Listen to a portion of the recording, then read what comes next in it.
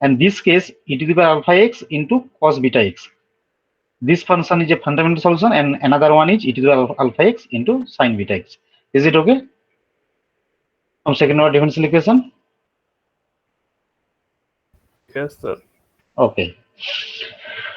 And then we have solved non-homogeneous equation. Non-homogeneous equation means the right hand side is non-zero. That means there is some function of dependent variable. Not dependent, independent variable.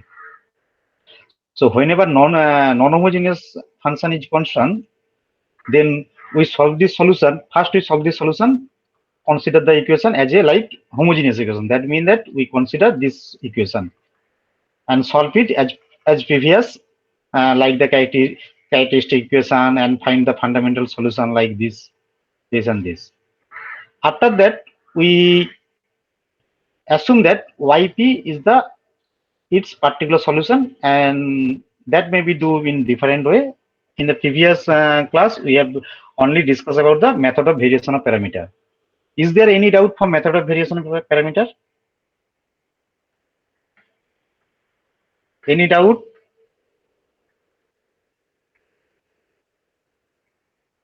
कुछ problem है method of variation parameter से? कुछ related किसी का कुछ problem है या नहीं? सब क्लियर है ना ये वाला? हेलो? कोई मतलब यहाँ पे कोई प्रॉब्लम नहीं है ना?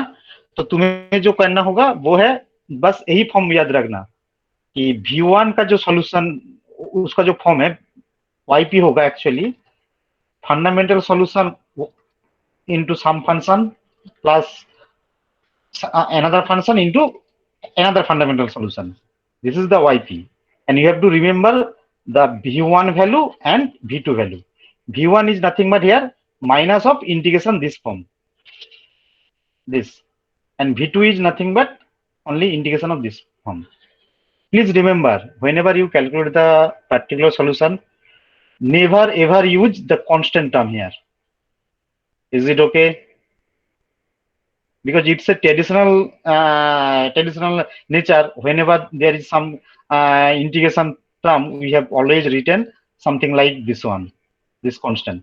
So whenever you use the particular solution or evaluate the particular solution, never ever use the constant term. Is this okay? Yes, sir. Okay. So method of variation parameter already I discussed in previous class. And anyone do the home tasks? Anyone? So tell me how we do this solution for problem number 1, this one.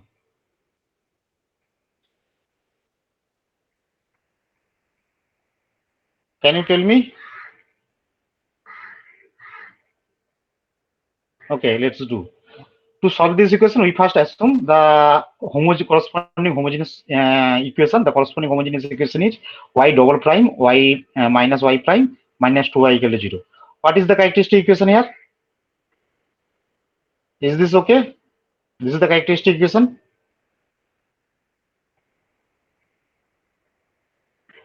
Is this okay or not? Yes, sir. So what are the root of this equation?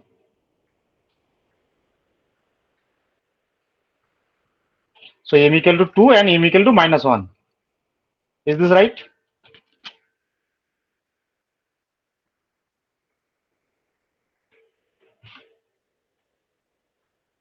Is this right? M equal to 2 and m equal to minus 1. Then the solution corresponding to homogeneous equation is termed as YC, means complementary function of Y, or YH, homogeneous solution of anyone. You can use any one notation of these two.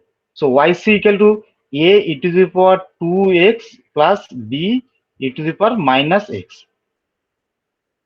Okay.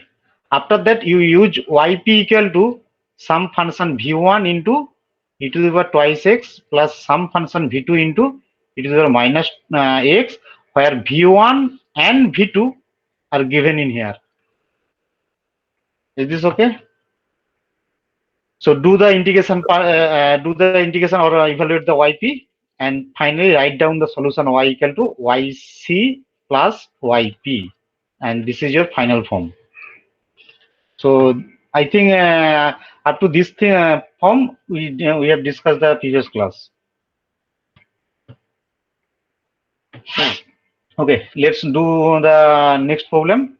Next problem is from your syllabus is name is Cauchy-Euler equation. So Cauchy-Euler equation look like this form. That is x square term which is involved within the second derivative term, and x term which present in the first order derivative, and this is the normal simple form. So in this case we substitute x equal to e to the power z. If we substitute x equal to e to the power z, then just check whether 43 is right or wrong. Can I write this equation? Y prime is nothing but dy by dx, which can be written as dy by dz whole divided by dx by dx by dz. Can I write this form? Yes, sir. Now dy keep dy by dz as usual, and these x by dz mean if x equal to e to the z, then dx by dz is nothing but e to the power z, and which is same as 1 by x. So just put e to the power z 1 by x here. Is this okay?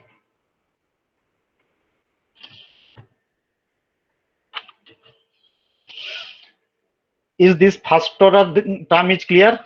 That means I need to say that x y prime is nothing but dy by dz. Up to this, is it clear? Yes, sir. Okay. So proceed in the same manner. If I derivative, now we derivative once more time. Y double, we need y double prime. Y double prime means d2y by dx square. We can write this form. That means d2 by dx square y. That means d of dx into dy by dx. Can I write this form?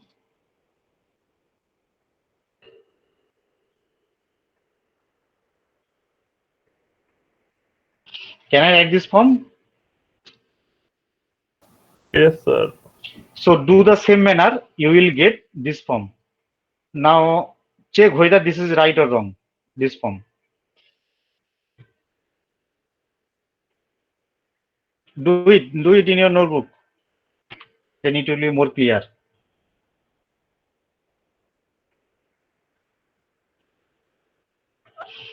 So let's say I attend this here.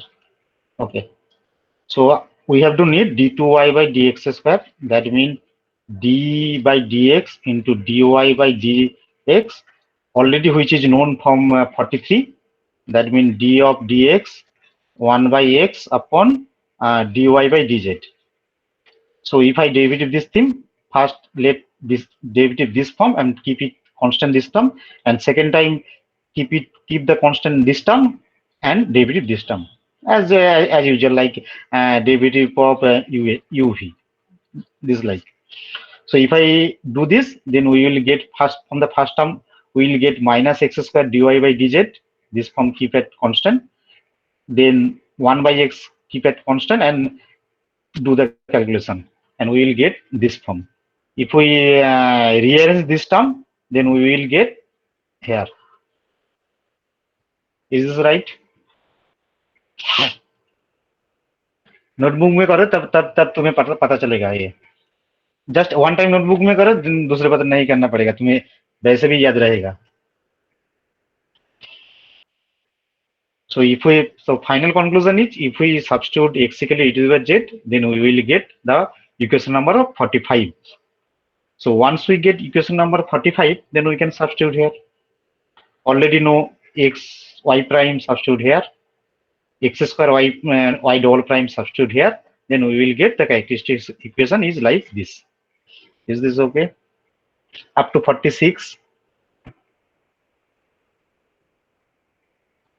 Up to 46, this is look like the constant coefficient previous class, previous example. That is, this is the differential equation with constant coefficient. These are the constant. A, B, C here constant. So you can solve it by previous technique. So finally, the characteristic equation is can be written into the form of 47. अच्छा, up to 47 तक किसी का दिक्कत है ये बताओ मुझे, क्योंकि तुम्हें ये मैं धीरे धीरे बोल रहा हूँ इसलिए क्योंकि ये जो आपका जो मेथड है यहाँ से आपका प्रॉब्लम जरूर रहेगा, इसीलिए मैं बोल रहा हूँ। স্যার আমাদের তো মেইনলি এই 47টাই মনে রাখতে হবে না স্যার, মানে এটাই তো হ্যাঁ, মেইন। মেনলি একদম মেনলি 47টা মনে রাখতে হবে, কিন্তু যখন তুই ডেরিভেটিভ করতে যাবি তখন সবকিছুগুলো যেন মাথায় থাকে অ্যাটলিস্ট, মানে ব্যাকগ্রাউন্ডে যেন থাকে, কারণ নাহলে পরবর্তীকালে সমস্যা হবে। ঠিক আছে, এবং কেন হবে সেটাও আমি বলে দিচ্ছি, চল। So from here you will get the characteristic equation, and from you can solve. This is the second order polynomial in M. So you can get two solution like M1 or M2. This may be real or real equal or maybe complex like previous case. Okay. So if these are two real, then the solution will be like this. If these are two real but equal, then you will get this solution. If these are complex, then the solution will be like this.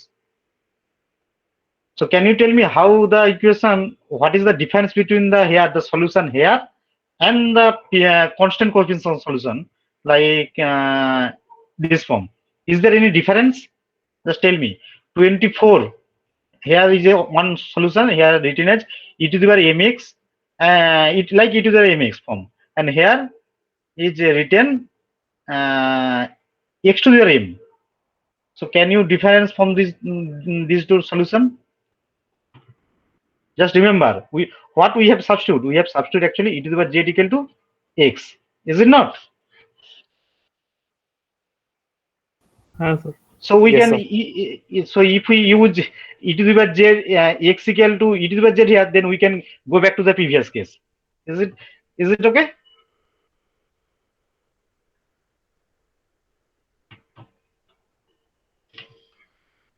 Is it okay? So you have to remember this solution form, how they look like in the Cauchy-Euler equation, how they look like. In the constant coefficient term, this is look like C1 e to the power m1x plus C2 e to the power m2x. And in this case, the look like C1 plus C2 x e to the power mx, that is equal, real and equal. And this case, it was look like some e to the power alpha x C1 cos beta x plus C2 sin beta x. So the major transformation is nothing but e to the power z equal to x. If you use this, you can go back to the constant coefficient or constant coefficient to this one. Is it okay? So you have to remember, mainly you have to remember 47 and the roots 48. So these are the actually helping procedure. So which I think you don't need this one, this evaluation or this procedure. You don't need. You have to remember this 47 form, 47 form and 48 the rule. What are the solution of this equation? Okay. So let's do another do one problem. Suppose that you have a equation like this one. So can you tell me what will be the characteristic equation? Just look at here. Look at here means 47. Look at 47 and tell me what will be the characteristic equation for this case. This equation.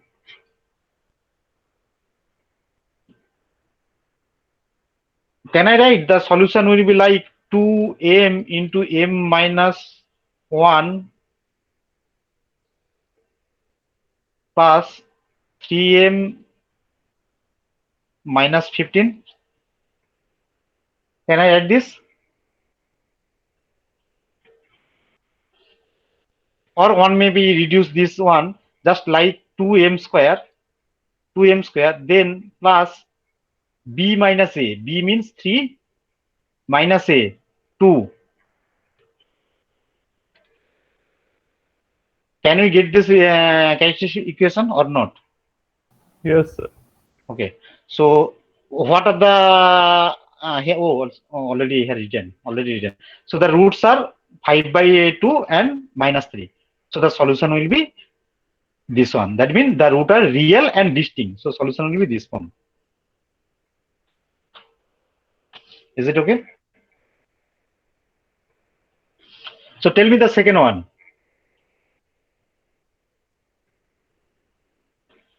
Anyone tell me the characteristic equation for this equation?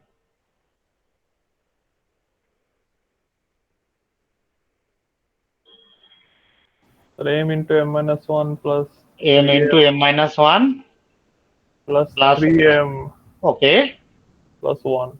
plus 1 equal to 0. So if you means this one, and if you solve this, in that case you will get equal root and both are -1. So you use this formula, this form. So tell me, see here and tell me the what will be the solution.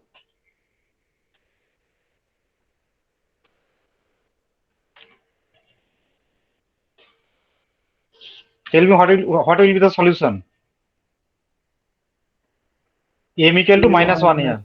C1 x to the power of -1 plus C2 x to the power of -1 into ln x. Okay, after taking the common x to the -1, then you will get this form. Is it not? Yes. Okay. Then consider the third one. Consider this equation. What will be the characteristic equation or associate polynomial?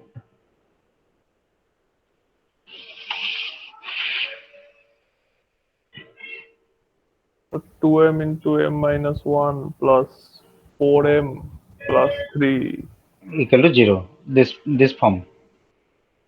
Okay, this one, right? So if we solve this equation, then we will get m1 and m2 are this form. That means they are complex conjugate. So once we get this, then use this form. Then tell me the solution. Just compare here to here. Compare here. Is it right?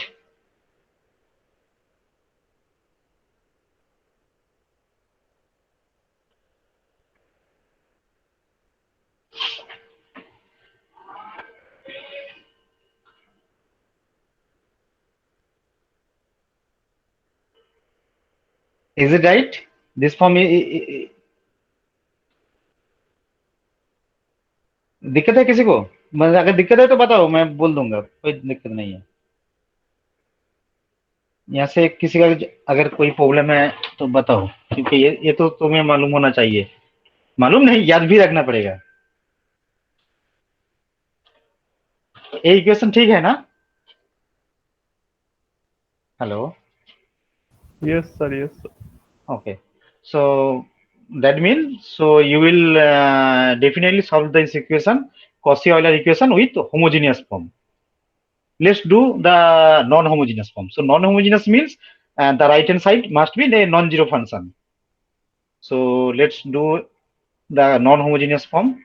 So for the non-homogeneous equation, the same procedure will be followed. That means we first solve the corresponding homogeneous equation, then find the its particular integral. Okay, so to do this, we first use the variational parameter as previous. Just look at here. What was the variational parameter in the constant coefficient term? This is the form of V2, and this is the form of V1 with negative sign.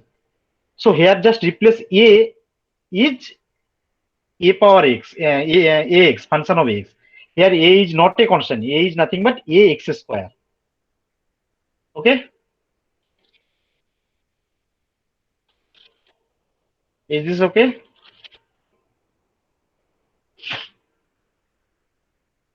क्या हुआ? अरे बताओ कोई। अच्छा चलो, एक problem कर लो, उसके बाद समझ में आएगा। अच्छा पहले बोलो, ये जो सॉल्यूशन है तुम्हें एक प्रॉब्लम दे रखा है कि इसका सॉल्यूशन निकालो। तो इसको करने के लिए मुझे क्या करना पड़ेगा? प्रथम पहला जो करना पड़ेगा वो है इसका कॉरस्पॉन्डिंग होमोजेनियस सॉल्यूशन क्या है वो देखना पड़ेगा। तो अगर मैं होमोजेनियस सॉल्यूशन निकालना चाहता हूं तो इसका मतलब है मुझे जो सॉल्यूशन चाहिए उसका जो इक्वेशन है वो ए है। 2y equal to 0. Just forget about the right hand side term. Then what will be the characteristic equation or associate polynomial in this equation?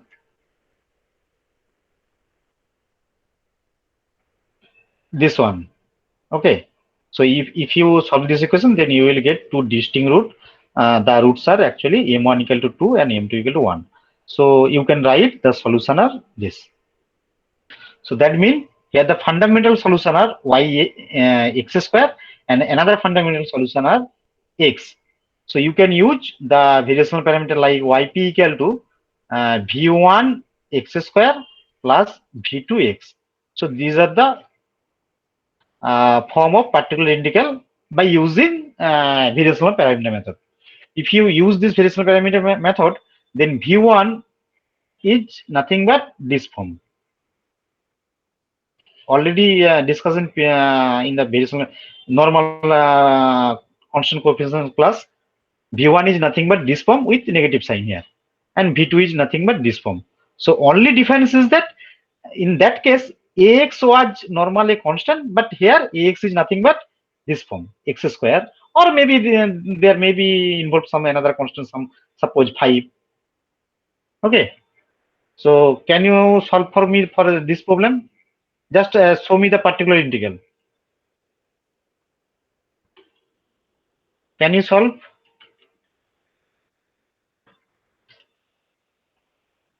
Solve तो होगा या नहीं होगा, ये बताओ मुझे. जस्ट ये एक सिंपल इंटीग्रेशन है और कुछ नहीं. तुम्हें y2 मालूम है, y1 मालूम है, सब कुछ मालूम है. मान लो y1 equal to x square, y2 equal to x. तो अगर ये फॉर्मूला में इसको सब्स्टिट्यूट कर दो तो मुझे इसका जो सॉल्यूशन आएगा वो है ये आएगा. ये तुम कर पाओगे या नहीं पाओगे, ये बताओ मुझे. कहीं पे किसी का कॉन्सेप्ट में कुछ क्लियर नहीं है, ये बताओ. कैलकुलेशन तुम खुद कर सकते हो, तो कोई दिक्कत की बात नहीं. सबका क्लियर है ना अब तो यहाँ तक? Yes sir. ओके, चलो. तो तुम्हें कर पाओगे. तो मतलब आपको जो मेन जो टारगेट है v1 का फॉर्म जो याद रखना पड़ेगा. v1 is nothing but minus of integration y2 v1 means उसका ऑपोजिट y2 ले लो. उसके बाद ले लो जो राइट हैंड साइड जो फंक्शन वाला है, राइट हैंड साइड जो फंक्शन है वो gx है बेसिकली. या in this particular example it is 2x cube e to the power x, 2x cube e to the power x and divide by ax Wronskian. Wronskian is nothing but ये वाला formula. That mean अगर y1 y2 जो to solution है तो Wronskian का मतलब है y1 y2 y1 dash y2 dash. Just इसका डिटरमिनेंट वैल्यू ये वाला. ठीक है. तो ये v1 और v2 जगह जो फॉर्म है वो यहाँ पे है. बस यही यूज कर लो और उसके बाद बस सब्स्टिट्यूट कर दो, कैलकुलेशन करो, हो जाएगा आपका फॉर्मूला. उसके बाद जैसा कि मैं पहले बोला था कि पर्टिकुलर इंटीग्रल में कभी भी कांस्टेंट मत लगाना. सो यहाँ पे देखो कांस्टेंट मैं भी नहीं लगाया कि यहाँ पे ये जो इंटीग्रेशन है उसके बाद कोई भी कांस्टेंट नहीं है. अगर ये आ जाए तो उसके बाद लिख देना y equal to yc plus yp. yc is nothing but this one and yp here 2x e to the power x. यहाँ तक आपका सबका क्लियर है ना? अगर क्लियर है तो मुझे ये तो मुझे ये करके बताओ इसका सॉल्यूशन क्या होगा. तुम खुद करो, ठीक है.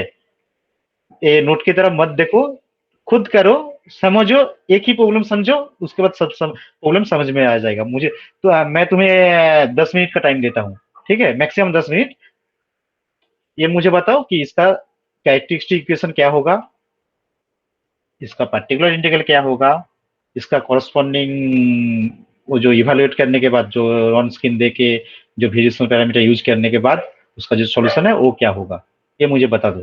पहले बोल दो कि इसका एसोसिएट पॉलिनोमियल क्या होगा. कैरेक्टरिस्टिक इक्वेशन वो तो तुम्हें पता है, तुम लोग बोले हो कि इसका जो एसोसिएट पॉलिनोमियल है वो ऐसा होगा. ये तो क्लियर है एसोसिएट पॉलिनोमियल का, है ना? हेलो. हाँ सर. एसोसिएट पॉलिनोमियल का तो कॉन्सेप्ट क्लियर है. उसके बाद y से निकल आएगा. अगर y से निकल आएगा मतलब इसको मान लो x स्क्वायर 4 को मान लो fundamental solution of y1 and x को मान लो y2. तो वेरिएशनल पैरामीटर यूज करने के बाद ये फॉर्म में लगा देना प्रीवियस की तरफ. लगाने के बाद आपका जो सॉल्यूशन आएगा वो ये आएगा। उसके अगर ये आ जाए तो उसके बाद लिख देना general solution is y y equal to y c plus y p. Y c का मतलब ये वाला और वाई की का मतलब वाई पी का मतलब ये वाला। ठीक है।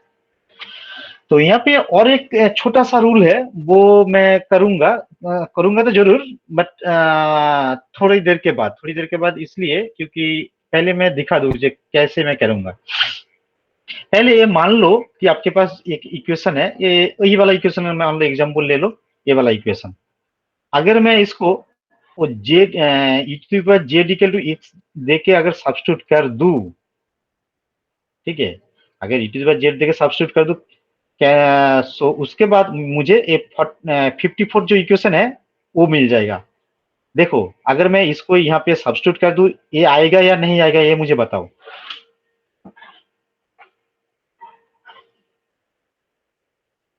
ये आएगा?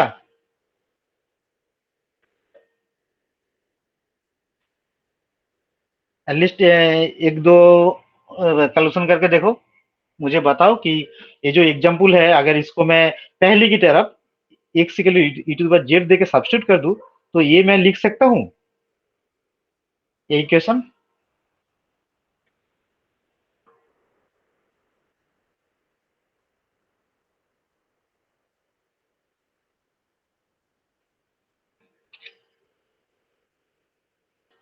क्या हुआ, अरे बोलो यार। अच्छा ठीक है, चलो मैं कर देता हूँ। तो अगर मैं इसको सब्स्टिट्यूट कर दूं तो मुझे ये मिल जाएगा। देखो पहले देखो, ये दो वाला मिलेगा, मिलेगा या नहीं मिलेगा, ये 54 की 55 की तरफ ये मिलेगा या नहीं मिलेगा? Yes sir. यस मिलेगा। सर। बस बस बस वही वही वही वही यहाँ पे सब्स्टिट्यूट कर दो, वो जो वाला है यहाँ पे सब्स्टिट्यूट कर दो। करने के बाद देखो तुम्हें डेफिनेटली ये मिलेगा। मतलब ये जो टर्म है ये रिप्लेस होगा, कैसा रिप्लेस होगा? फिर से देख लेता हूँ। Second order minus first order, okay, there is no constant term. Okay, second order minus first order means d two y by d z square minus d y by d z. This is for first order, sorry first order, second order. Then minus 4x means minus 4, देख लेता हूँ इसका form क्या था, d y by d z means minus 4 d y by d Z. उसके बाद आएगा 4y और इसके आएगा ई टू द पावर 2z। अगर x equal to e to the power z हो तो इसका मतलब है नहीं सॉरी एक्स स्क्वायर था, तो इसका मतलब है x square is nothing but e to the power twice z। So e to the power twice z. That means if you solve, rearrange this term, this will be d2y by dz square minus 5 dy by dz plus 4y equal to e to the power 2z। ये आएगा ना, यही आएगा basically, है ना? आएगा या नहीं आएगा? हाँ सर। आएगा। तो अब जो मेरा जो प्रॉब्लम जो होगा, देखो ये जो वेरिएशनल पैरामीटर है यहाँ पे कुछ दिक्कत है। क्या क्या दिक्कत है कि इस यहाँ पे मुझे एक फार्मूला याद रखना पड़ेगा, इतना बड़ा कैलकुलेशन करना पड़ेगा, 2 बार इंटीग्रेशन करना पड़ेगा, ये थोड़ा कोई लेबरियस टाइप का कुछ काम है, मतलब बड़ा प्रोसीजर है। तो इसके लिए उसके बाद मैं जो फॉर्मूला तुम्हें बताना जा रहा हूँ उसको कहते हैं वो अनडिटरमाइंड कोएफिशिएंट टर्म। तो इसका जो काम है वो मैं अभी बताऊंगा। तो मान लो तुम्हारे एक सेकेंड ऑर्डर डिफरेंशियल इक्वेशन है, कोई भी इक्वेशन मान लो एक ऐसे करके a b y dash plus c y equal to some e to the power z, e to the z नहीं, e to the power x मान लो, कोई मान लो, और मान लो कि इसका वाई पी इसका सोल्यूशन है। अगर इस इक्वेशन का अगर वाई पी सोल्यूशन होगा तो तुम्हें तो कैसे पता चलेगा कि वाई पी इसका सोल्यूशन है? मान लो कोई भी डिफरेंशियल इक्वेशन है, कोई भी सोल्यूशन है, तुम्हें कैसे पता चलेगा कि वो सोल्यूशन एग्जैक्टली उस प्रॉब्लम का सोल्यूशन है या नहीं? ये तुम कैसे चेक करोगे? सब्स्टिट्यूट करें। Yes exactly, so you have to substitute this equation. अगर मान लो कि राइट हैंड साइड में तुम्हें जो फंक्शन है, मान लो वो just simply e to the power से अल्फा एक्स है, सब्स्टिट्यूट का मतलब क्या है, मुझे वो yp का डबल डेरिवेटिव निकलना पड़ेगा, फर्स्ट ऑर्डर डेरिवेटिव निकलना पड़ेगा, और वो yp तो है, उसके बाद सब्स्टिट्यूट करेंगे। मान लो कि आपके पास e to the alpha x है राइट हैंड साइड में, तो इसका डबल फर्स्ट ऑर्डर डेरिवेटिव क्या होगा, alpha e to the alpha x, is it not? y double prime क्या होगा, alpha square e to the alpha x, is it okay?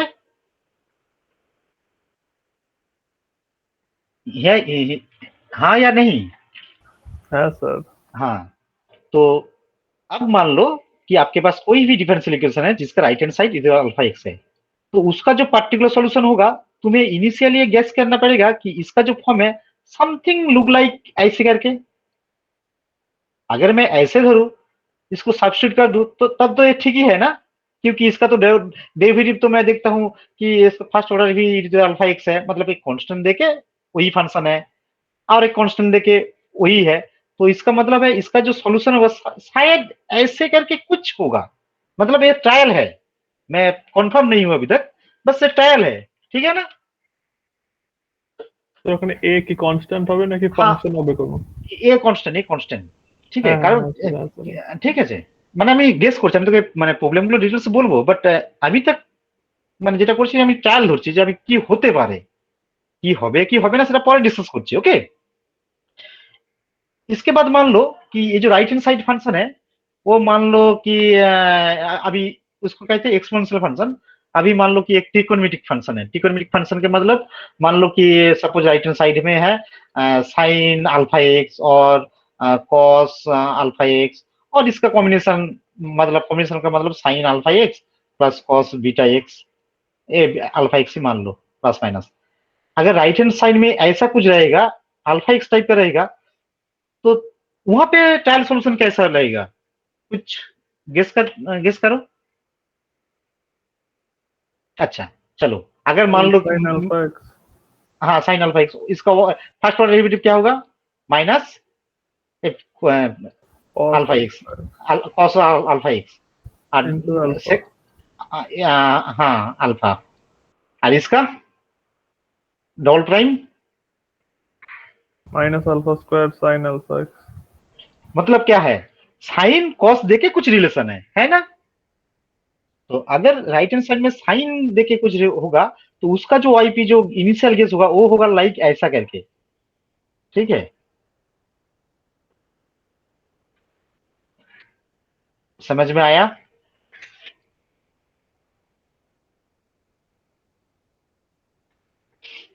क्या समझ में आया? Yes sir.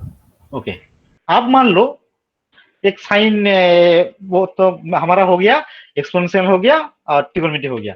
अब मान लो यहाँ पे कुछ पॉलिनोमियल टाइप का कुछ फंक्शन है, मान लो कि राइट हैंड साइड में जो है समथिंग लाइक ऐसे करके कुछ है, बी एक्स प्लस सी ऐसे करके कुछ है राइट हैंड साइड में, यहाँ पे कुछ सेकंड ऑर्डर डिफरेंशियल है, और यहाँ पे राइट हैंड साइड में कुछ पॉलिनोमियल टाइप का फंक्शन है, तब इनिशियल गेस कैसा होगा, ये बताओ मुझे। अगर ऐसे करके है तुम, मैं बोल देता हूँ इसका जो होगा, उसका इनिशियल कंडीशन जो होगा, वो मान लो वो ऐसा होगा, C1 x square plus C2 x plus C3, ठीक है? ऐसे करके अगर पॉलिनोमियल, अगर ये नहीं भी रहेगा फिर भी ऐसा ही होगा, ठीक है? क्योंकि इसका अगर डेरिवेटिव करोगे तो ऐसे करके ही तो फॉर्म तो आएगा ना। यहाँ तक आप सबका कॉन्सेप्ट क्लियर है या नहीं है, ये बताओ मुझे, उसके बाद फिर आगे जाएंगे। Yes sir. कोई भी पॉलिनोमियल, मान लो कि आपका पास एन ऑर्डर पॉलिनोमियल है, सपोज ऐसे करके 5x⁴, আমি ऐसे करके 2x² प्लस 3x+5, अगर ऐसा रहेगा तो उसका जो पर्टिकुलर सॉल्यूशन होगा, उसका जो फॉर्म है a x⁴ plus b x³ plus c x² plus dx plus c, ऐसे करके फॉर्म आपको लेना पड़ेगा, ठीक है? ये समझ में आ गया? देखो यहाँ पे देखो क्यूबिक टर्म नहीं है, फिर भी यहाँ पे मैं क्यूबिक टर्म लिख रहा हूँ, ये याद रखना। ये समझ में आ गया? Yes sir. तो आपका काम क्या है, आपका काम है अगर ऐसा करके मतलब कुछ ट्रिग्नोमेट्रिक फंक्शन हो, एक्सपोनेंशियल फंक्शन हो, पॉलिनोमियल फंक्शन हो, उसका इनिशियल गेस निकालो, ऐसे करके उसको एज्यूम कर लो, उसके बाद सब्स्टिट्यूट कर दो, और फाइनली ए बी सी ये जो जितना जितना भी कांस्टेंट है उसको निकाल लो तुम। अगर वो आ जाए तो तुम लिख देना फाइनली। चलो एक प्रॉब्लम कर लेते हैं, उसके बाद तुम्हें समझ में आ जाएगा। ठीक है, चलो मान लो आपके पास ये वाला सेकेंड वाला डिफरेंशियल इक्वेशन है कि y double prime minus y minus twice y equal to e to the power 3x। तो इसका जो ये तो तुम तो निकल सकते हो, इसका कॉरस्पॉन्डिंग होमोजेनियस का सॉल्यूशन क्या होगा, बोलो तो होमोजेनियस सॉल्यूशन का क्या होगा। ये जो इक्वेशन है इसका एसोसिएट पॉलिनोमियल पहले क्या होगा ये बताओ मुझे। इसका एसोसिएट पॉलिनोमियल क्या होगा, m square minus m minus two equal 0। मतलब इसका जो वाई सी होगा ये ऐसे करके लगेगा, है हाँ या नहीं, होगा ना। अच्छा, इसके बाद तुम एज्यूम कर लो, since right hand side it's a e to the power 3x form, so assume कर लो yp is nothing but a e to the power 3x। तो ये है आपका पर्टिकुलर इंटीग्रल, ये एज्यूम कर लो। उसके बाद यहाँ पे सब्स्टिट्यूट कर दो, करने के बाद तुम a का वैल्यू मुझे बताओ कि a का वैल्यू क्या होगा। अगर मैं सब्स्टिट्यूट कर दूं तो देख लो यहाँ पे, ये तो ज्यादा दिक्कत नहीं है, ये देख लो ये ऐसा आएगा, आएगा या नहीं आएगा ये मुझे बताओ। मतलब इसका फर्स्ट ऑर्डर डेरिवेटिव निकालो, सेकेंड ऑर्डर डेरिवेटिव निकालो, इसके बाद यहाँ पे सब्स्टिट्यूट कर दो। ठीक है, तो ये आएगा,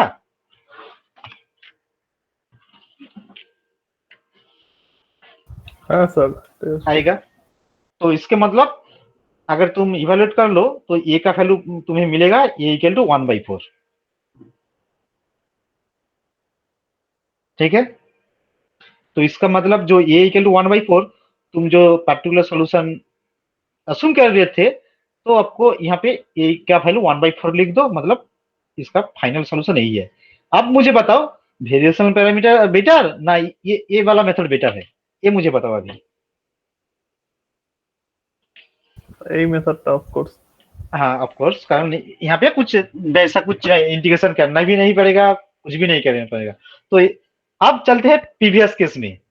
तो मुझे बताओ ये, अगर इस इक्वेशन को मैं ट्रांसफॉर्म कर देता हूँ x equal to e to the power z, तो इसका जो पर्टिकुलर फॉर्म होगा वो क्या होगा वो मुझे बताओ। तो इसका पर्टिकुलर फॉर्म तुम लिख देना, a e to the power twice z is the particular solution. तो तुम कर पाओगे या नहीं कर पाओगे ये मुझे बताओ अभी। হ্যাঁ স্যার। होगा, अच्छा ওটা করে দেখ, আমাকে 2 মিনিট টাইম দিলাম, করে আমাকে বল, 2 মিনিট টাইম দিলাম। So you have 2 minutes left to do this. So if you put this equation, I think you will get 1 minus 5 plus 4 equal to 1 1 এটা a इंटू यहाँ पे आएगा। अच्छा एक करके मुझे बताओ, एक करके मुझे बताओ क्या होगा। Just use yp equal to a to the power twice z and evaluate y prime, y double prime and evaluate this। ये मुझे करके बताओ।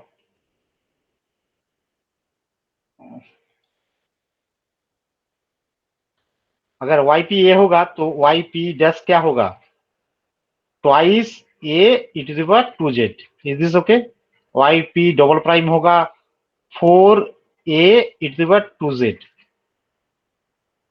ओके, यहाँ पे मैं सब्स्टिट्यूट कर दूं तो आएगा तुम्हें 4, सबके पास a e to the power twice z common चला जाएगा, तो मतलब 4a minus 5 to 10a plus 4a equal to, ये क्या आएगा, अरे कोई तो बता मुझे, सिंपल कैलकुलेशन करके तो बोलो। 1 স্যার। 1 कंफर्म। अच्छा एक जस्ट करके मुझे बताओ, करके मुझे बताओ। क्योंकि मैं इतना नहीं करूंगा। ये मुझे करके बोलो जो क्या आएगा।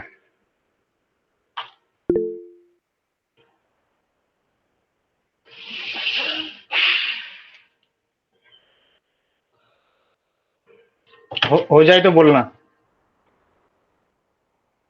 Sir a equals to -1/2 a equal to minus, half. एक सेकेंड, माइनस हाफ। ओके, सबका आ गया, सबका आया। A equal to -1/2।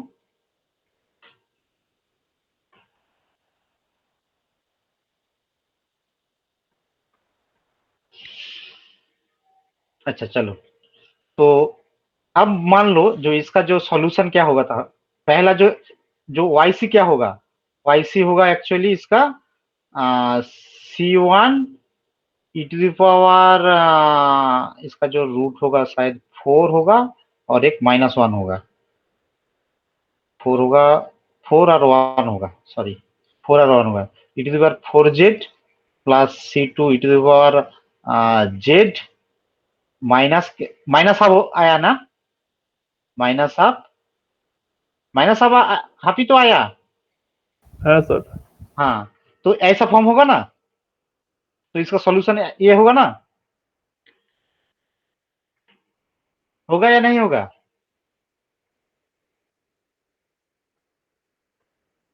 ऊपर ऊपर में जो है वो वाई सी और ये है वाई पी, ये वाई पी है और ये वाई सी है। अब इसको सब्स्टिट्यूट कर दो x equal to e to the power z देके, देखो इसके साथ आ जाएगा, ये जो सॉल्यूशन है यही वाला आएगा, आएगा।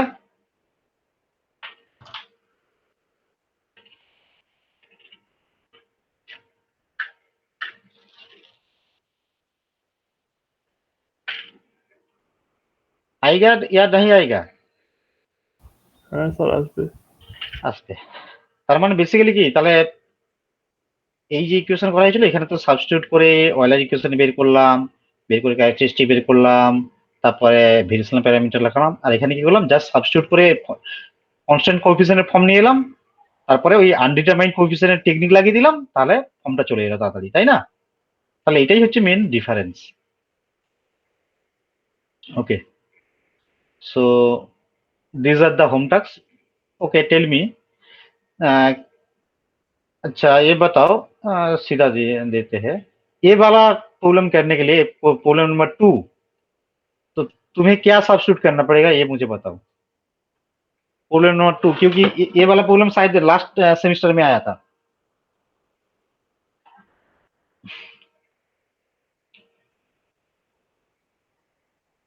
प्रॉब्लम नंबर 2 के सॉल्व करने के लिए आपको क्या करना पड़ेगा ये मुझे बताओ।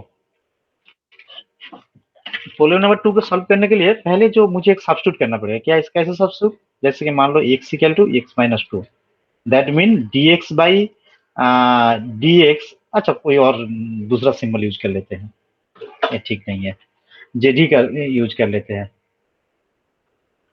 तो तुम्हें सब्स्टिट्यूट करना पड़ेगा z equal to z, z तो फिर भी यूज होगा, और दूसरा क्योंकि जेड अगर यूज करो तो फिर वहां पे भी जेड यूज होगा। मान लो u इक्वल टू x-2, अगर ये मान लो तो du बाई dx होगा, और सर dy ने dy बाई dx होगा, dy by du into du by dx। Sir এই সাবস্টিটিউশনটা কি আমাদের হাতে স্যার, আমরা যা ইচ্ছা করতে পারি? একদম একদম, কিন্তু তুই দেখে দেখ, আমার কাজ হচ্ছে যে এমন ভাবে সাবস্টিটিউট করবো যাতে করে মানে ফর্মটা সিম্পলার হয়ে যাবে। একদম এইরকম ফর্মে চলে আসবে, ঠিক আছে? এই x-2 হোল স্কয়ারটা অ্যাকচুয়ালি এই x স্কয়ার ফর্মে চলে আসে। আমি যদি এই সাবস্টিটিউট করি তো এটাকে তো লিখতেই পারবো যে এটা হচ্ছে তোর u square y double prime minus 7u 7u y prime plus 7y equal to 0, এটা তো লিখতেই পারবো এই সাবস্টিটিউট দিয়ে, কারণ যদি u ইকুয়াল টু x-2 হয় du বাই dx 1 হয়ে যাবে সিম্পলি, মানে dy by dx is nothing but dy by du, আর d2 similarly d2y by dx square এটা আসবে d2y by D U two, এটা আসবে তো নাকি? হ্যাঁ আই থিঙ্ক স্যার। সো। তার মানে জাস্ট সিম্পল জাস্ট এটাকে সাবস্টিটিউট করে দে, তারপরে ফর্মটা তাহলে এইভাবে চলে এলো, মানে নর্মাল যেটা আগের মতো কসি অয়লার যেটা স্ট্যান্ডার্ড ফর্ম বলি। স্ট্যান্ডার্ড ফর্ম বলতে সবসময় মাথায় রাখবি এরকম টাইপের form, x square y double prime plus b x y prime plus some c y equal to, যদি এ পাশে কিছু ফর্ম থাকে আলাদা এবার, মানে এই ফর্মটা হচ্ছে স্ট্যান্ডার্ড ফর্ম, মানে ডবল প্রাইমের সঙ্গে এক্স স্কোয়ার গুণ থাকবে, সিঙ্গেল প্রাইমের সঙ্গে একটা এক্স গুণ থাকবে, আর কনস্ট্যান্টের সঙ্গে কনস্ট্যান্ট টার্ম গুণ থাকবে। এটা হচ্ছে মেন ফর্ম। সো এটা যদি করে দিস তাহলে এই যে সলিউশন হবে এটা ইউ দিয়ে আসবে, শুধু ফাইনালি তোকে যা করতে হবে শুধু রিপ্লেস করে দিতে হবে। তার মানে ইউ পরবর্তীকালে যখন ইউ দিয়ে যখনই আসবে ফাইনাল যখন লেখার সময় সেখানে এক্স মাইনাস টু বসিয়ে দিবি, আর কিচ্ছু নয়। কথাটা বোঝা গেল? হ্যাঁ স্যার, হ্যাঁ স্যার। তাহলে এরকম টাইপের যত বই থেকে প্রবলেম আছে করিস, কারণ এই এই সেকেন্ডটা বা এই থার্ডটার মতো তোর লাস্ট বারে এক্সাম মানে এক্সাম বলেছিল এবং সেটা 10 নম্বরের ছিল। ঠিক আছে, আচ্ছা। সো নেক্সট চলে যাই, মানে যেগুলো ডিসকাস করতে রয়ে যাচ্ছিলাম, চল সেগুলোতে গিয়ে তাহলে বুঝতে পারবি যে এর মধ্যে অনেক ক্রিটিক্যাল কেস আছে, কমপ্লেক্স কেস আছে, সেই কমপ্লেক্স কেসগুলো কি কি সেটা তো তোকে ডিসকাস করছি। সো কমপ্লেক্স কেসের জন্য, so let's consider this equation. So what will be the YP? I am not discussing about the homogeneous solution, so I think everybody know this. So the yp will be a e to the power minus x, is it not? Yes sir. Acha. Before this, first tell me the what will be the fundamental solution of corresponding homogeneous equation. Actually, it's needed. What is the fundamental solution of the homogeneous equation? मतलब ये solve 2 करो and minus 1 sir. 2 আর 1 তাই তো? 2 আর minus 1 মনে হয় sir. But root গুলো আসবে 2 আর, আচ্ছা দেখে নিচ্ছি না, এখানেই আছে আমার লেখা আছে, আমি বেশি ভাববো না। অলরেডি সলিউশন 2, হ্যাঁ এটা হচ্ছে, এইটা আসবে দেখ দেখি এই ফর্মটা হয় কিনা। হ্যাঁ স্যার, 2 আর minus 1। তার মানে কি একটু খেয়াল কর, একটু জাস্ট খেয়াল কর, তার মানে ই টু দি পাওয়ার 2x আছে আর e to the power x আছে, আর আমার রাইট হ্যান্ড সাইডেও e to the power minus x আছে, তাই না? এইটার সাথে এটা ম্যাচ করছে না? Yes করছেই sir. করছে না? That mean it's coincide. That mean if I consider the yp is nothing but a e to the power minus x, so this constant and this constant will be combined. That mean we can write y equal to nothing but yc. Can you write this? फिर बोल रहा हूँ, चलो देखो, ये right hand side में क्या है, e to the power minus x। अगर मैं इसके साथ y का एक्चुअली फाइनल जो y का वैल्यू क्या है, y का वैल्यू है ऐसे करके yc प्लस yp। अगर मैं मान लू y c1 e to the power x plus c2 e to the power twice x, अगर मैं मान लू कि yp का वैल्यू ये जो ऐसे करके, मतलब मैं क्या बोल रहा था, a e to the power minus x करके कर दो, ये जो a कांस्टेंट है, ये जो c1 कांस्टेंट है इसके साथ तो कंबाइन हो जाएगा ना। हाँ सर। इसका मतलब क्या है, मतलब तुम्हें वही मिलेगा समथिंग लाइक, नाम दे दो, मान लो कि ये C2 है, C3 देते हैं, C3 e to the power x, उसके बाद आएगा plus C2 e to the power 2x, ये तो सिमिलर टू YC की तरफ, YC और YH की तरफ है ना, इसी की तरफ। तो इसका मतलब कि मैं Y जो पार्टिकुलर सॉल्यूशन कर रहा हूं उसका कोई रोल ही नहीं है या नहीं?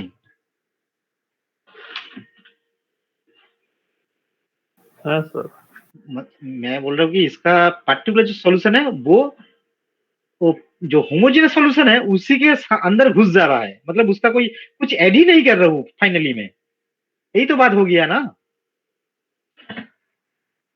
तो और भी तुम्हें ये तुम्हें एक कैसे हुआ मुझे बता सकते हो, एक कैसे हो गया कि पार्टिकुलर सॉल्यूशन के तरफ एक घुस क्यों गया, ये मुझे कोई बता सकते हैं?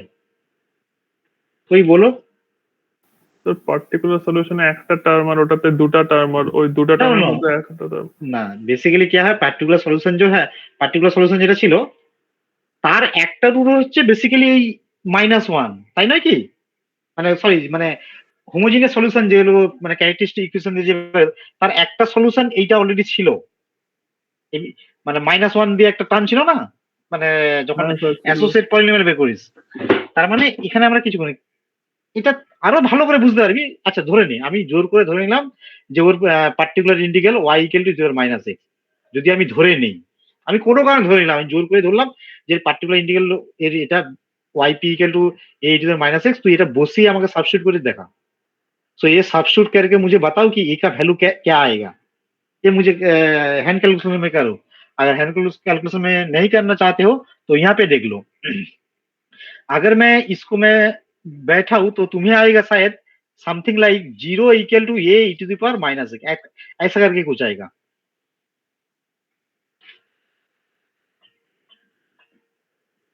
मतलब ए का वैल्यू तुम निकल नहीं सकते यहाँ से, and it is true only for a equal to 0। তো তাহলে পার্টিকুলার সলিউশন 0। नहीं আমি বলছি বলছি তুই আমাকে এটা করে দেখা, তোরা দেখ যে আমি যদি ওইটা যদি আমি বসাই, আমি যদি জোর করে যদি এটা বসাই, তাহলে আমি বসিয়ে আমি এর ভ্যালু বের করতে চাইছি, তাহলে এর ভ্যালু সেখান থেকে বেরোয় কি বেরোয় না। যেমন ধর এই কেসে বেরিয়েছিল নাকি, এই কেসে বেরিয়েছিল কি না, হ্যাঁ স্যার বেরিয়েছিল। একের চার বেরিয়েছিল, তাহলে ওই একই প্রসিডিউর এই কেসে বসা, যে ওয়াইপি ধর এ e to the power -x করে এই জায়গাটা সাবস্টিটিউট কর, করে আমাকে বল যে এর ভ্যালু কত। তো এটা করে দেখ, একটু ক্যালকুলেশন সবাই কর, তারপরে বলছি। কারণ এখানে যদি কনসেপ্ট বুঝতে পারিস, কারণ আমার কোশ্চেন হচ্ছে যে এখানে তো ইউজুয়ালি তিনটে ফর্ম আছে, একটা হচ্ছে এক্সপোনেনশিয়াল ফর্ম, একটা হচ্ছে ট্রিগোনোমেট্রিক ফর্ম, একটা হচ্ছে পলিনোমিয়াল ফর্ম। একটার যদি কনসেপ্ট বুঝতে পারিস তো বাকি যেগুলো কনসেপ্ট একদম সিমিলার, আর কিছু ভাবতে হবে না। এর জন্য আমি এটাকে একটা প্রবলেমকে আমি আস্তে আস্তে করে বলছি, তুই আমাকে এটা করে দেখা যে এখানে ফর্মটা কি আসবে। যদি আমি এটা থাকছেই না স্যার, 2a মানে মাইনাস 2a হ্যাঁ হয়ে যাচ্ছে। মানে বেসিক্যালি কি যে আমরা এর ভ্যালু ইভ্যালুয়েট করতে পারছি না, তাই তো। হ্যাঁ স্যার, হ্যাঁ স্যার। ओके, তাহলে এর জন্য করতে হবে কি না, এই সমস্ত কিছুর জন্য तो इसके लिए मुझे क्या करना पड़ेगा कि इसका जो yp होगा वो मैं लिखूंगा ये ax e to the power -x, ऐसे करके लिखूंगा। देखो समझ में आया या नहीं आया ये मुझे बताओ।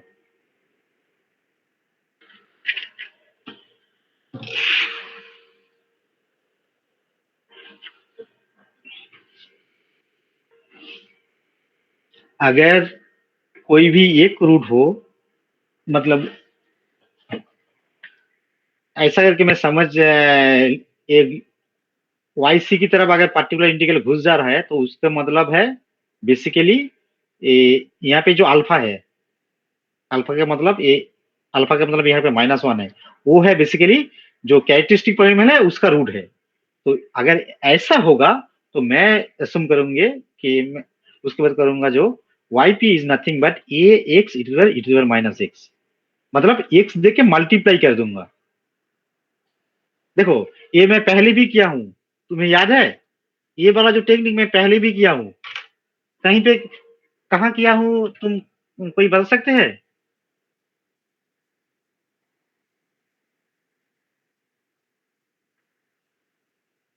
देखो ये मैं पहले भी यूज किया था। अगर किसी के पास कुछ कॉन्सेप्ट है वो मुझे बोलो कि ये वाला जो कॉन्सेप्ट है कि एक्स देके मल्टीप्लाई करके मैं ऐसा लिख रहा हूँ, कहाँ पे किया था पहला। तब तो तुम कोई कोई तो क्वेश्चन नहीं किया कि सर ये कैसा होता है, ये क्यों लिया, ऐसा भी क्वेश्चन कोई भी नहीं किया।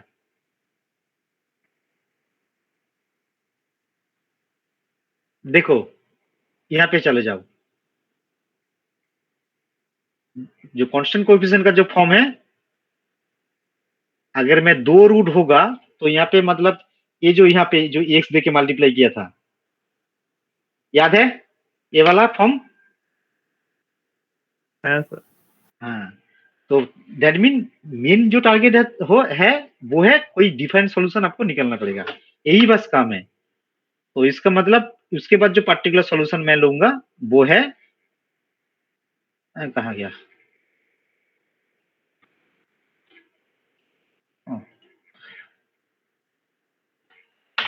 वो है एक सी टू दी पावर ये देख लूंगा। तो यहाँ पे जो पर्टिकुलर सॉल्यूशन होगा वो मैं लूंगा yp equal to second yp equal to a x e to the power minus x. Okay, এবার একটু ডিটেলসে আসি যে আমি কেন নিচ্ছি। দেখ, আমি ফর্মটা কি বলেছিলাম যে e to the power alpha x থাকলে আমরা ধরবো যে পার্টিকুলার ইন্টিগ্রালটা এইরকম নেয়, এ আলফা এক্স। এবার কোশ্চেন হচ্ছে যে ক্যারেক্টারিস্টিক যে ইকুয়েশন সেটা তো আসবে ওই এম স্কোয়ার দিয়ে, সামথিং আমি ধরলাম সেটা এফ অফ এম। তাহলে এফ অফ আলফা যদি 0 হয় তার মানে সেখানে আমরা সবসময় এক্স দিয়ে মাল্টিপ্লাই করব। এবার ক্লিয়ার হয়েছে? কিন্তু কেন মাল্টিপ্লাই করবো স্যার, মানে এক্স হ্যাঁ, দিয়েই কেন স্যার, অন্য কিছু দিয়েও তো করা যায়। একদম একদম অন্য চল প্রথমে একটা কাজ কাজ কর। এটা করা যেতে পারে ভেরিয়েশনাল প্যারামিটার দিয়ে। যেমন ধর আমি একটা নর্মাল টেকনিক বলছি, মানে যদি আমি প্রথমে যে কেস দিই, প্রথমে ধর আমরা বলেছিলাম না যে একটা ক্যারেক্টারিস্টিক পলিনোমিয়াল ধর সেকেন্ড অর্ডার ইকুয়েশন আছে ধর এরকম টাইপের। ধর এটা আমার ক্যারেক্টারিস্টিক পলিনোমিয়াল। তো সেক্ষেত্রে বললাম যদি এমটা যদি দুটো রুট হয়, দুটো রুট মানে এম ওয়ান এর ভ্যালুও এম আর এম টুর ভ্যালুও এম, তাহলে সেক্ষেত্রে যে সলিউশন গুলো হবে দুটো solution look like y equal to a y one equal to a e to the power m x, আর একটা হবে y two equal to a e to the power m x, মানে দুটোই সেম বেসিক্যালি। তো সেক্ষেত্রে যেটা করা হয় এই ওয়াই টু কে ধরা হয় a x e to the power m x. এবার কেন ধরা হয় সেটা বলছি, সেটা তোর ডিটেলসটা থিওরি নেই, কিন্তু তোরা একটু ট্রাই করিস। তোরা ধরবি, ধরে নিলাম যে সেকেন্ড সলিউশনটা ওয়াই টু যে সলিউশন সেটা ধরলাম সাম ভি এক্স মানে ভেরিয়েশনাল প্যারামিটারের মতো ইন্টু ওয়াই ওয়ান এক্স করে এটা তুই এই মানে ক্যারেক্টারিস্টিক ইকুয়েশন নয়, মানে তোর ডিফারেন্সিয়াল ইকুয়েশন সাবস্টিটিউট করবি, করে দেখতে পাবি যে ভি ডবল ড্যাশ এক্স এর ভ্যালু হবে 0, ভি ড্যাশ তাহলে পাবি ওখান থেকে যে কনস্ট্যান্ট, আর ভি পাবি অ্যাকচুয়ালি সি এক্স। ঠিক আছে, এবার কনস্ট্যান্ট টার্মটাকে আর ইভালুয়েট করে না, তার মানে ভি এর ভ্যালু হচ্ছে এক্স, তার মানে এই জায়গাটায় x into actually basically y one, আর ওয়াই ওয়ান এর value is nothing but e to the power m x. এই করেই এটা নেওয়া হয় আর কি। আমি তোকে জাস্ট রাফলি বললাম, খুব ডিটেলসেও গেলাম না, কথাটা বোঝা গেল? হ্যাঁ স্যার, হ্যাঁ স্যার। তার মানে বেসিক্যালি তো সেকেন্ড অর্ডার যদি ডিফারেন্সিয়াল ইকুয়েশন থাকে তোকে টার্গেট হচ্ছে দুটো ইন্ডিপেন্ডেন্ট সলিউশন বের করতে হবে। যেহেতু ইন্ডিপেন্ডেন্টের কনসেপ্টটা তোদের সিলেবাসে নেই, তাই ওই বেসিক থিওরামে আমি যাচ্ছি না। আর ইন্ডিপেন্ডেন্ট যে কনসেপ্টের থিওরাম সেটা হচ্ছে তোর ওই রনস্কিন দিয়েও তুই বলতে পারিস। যদি কোনো সাপোজ ধর দুটো ফাংশন যদি এই যে রনস্কিনে চলে যাই, রনস্কিন হচ্ছে কোথায় যেন করেছি রনস্কিনটা,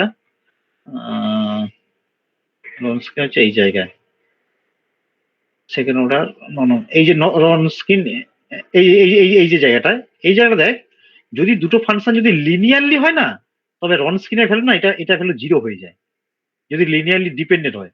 কিন্তু এদের দরকার আমাদের লিনিয়ারলি ইন্ডিপেন্ডেন্ট দরকার আর কি। ঠিক আছে, যে কোনো সেকেন্ড অর্ডার ইকুয়েশনে দুটো সলিউশন যে ফান্ডামেন্টাল যে দুটো সলিউশন আছে ওয়াই আর ওয়াই, এই ওয়াই ওয়ান আর y two, they must be linear independent. আর দুটো ইন্ডিপেন্ডেন্ট ফাংশন কি না সেটা কি করে বুঝবি? জাস্ট দেখবি যে এটা আইডেন্টিক্যাল নয়, মানে এ ওয়াই ওয়ান যদি এক্স হয় ওয়াই টু এক্স বাদে অন্য কিছু ফর্ম হবে, মানে এক্স সঙ্গে ই টু দি পাওয়ার এক্স থাক, এক্স স্কোয়ার থাক, এক্স কিউব থাক, জাস্ট দুটো মানে নন আইডেন্টিক্যাল আর কি। ঠিক আছে, ওটির ক্ষেত্রে একটা সুবিধা যে নন আইডেন্টিক্যাল কথাটা বললেই হয়ে গেল। হলো, কিছু বোঝা গেল? হ্যাঁ স্যার, হালকা হালকা বোঝা গেল স্যার। হালকা হালকা বোঝা গেল, আরো বুঝতে আমি জানি তোরা এই প্রসিডিউর করবি না, কারণ এর থেকেও সহজ টেকনিক আছে, আমি এখন সেটাতে যাচ্ছি না। ঠিক আছে, আমি যাব একটু পরে। আচ্ছা আচ্ছা, এবার আমাকে বল এই কেসটা বল, কারণ আমি এটা একটা আমি ডিটেলস বলছি, কারণ আমি এই পলিনোমিয়ালের ক্ষেত্রে আর ত্রিকোণমিতির ক্ষেত্রে আমি এগুলো ডিটেলস বলবো না কি করতে হবে, আমি তোকে জাস্ট রাফলি তখন বলে চলে যাব। আমি এই জন্য একটা কনসেপ্ট বলছি ভালো করে, কিন্তু তোরা ইউজুয়ালি যেটা পরীক্ষা হলে যেটা করবি সেটা অ্যাকচুয়ালি অপারেটর মেথডে করবি, সেই মেথডটাও আমি এরপরেই আমি টেকনিকটা বলবো। আচ্ছা, এইটার একটু সলিউশন বলতো, এটার করসপন্ডিং হোমোজিনিয়াস সলিউশন কি হবে এই প্রবলেমটা, question number 3, what will be the solution of the, -1 sir, -1। মানে -1 কি রুট, ডবল রুট নাকি? হ্যাঁ হ্যাঁ। তার মানে ওয়াইসি টা কেমন হবে, ওয়াইসি দেখতে কেমন লাগবে, a plus b x e to the power minus x, তাই তো? হ্যাঁ স্যার। তার মানে এই যে আলফা ভ্যালু এখানে -1, তাই তো? তার মানে -1 অ্যাকচুয়ালি এর ডবল রুট আর কি, এখানে আলফাটা সিঙ্গেল ছিল, এখানে ডবল রুট হয়ে গেছে।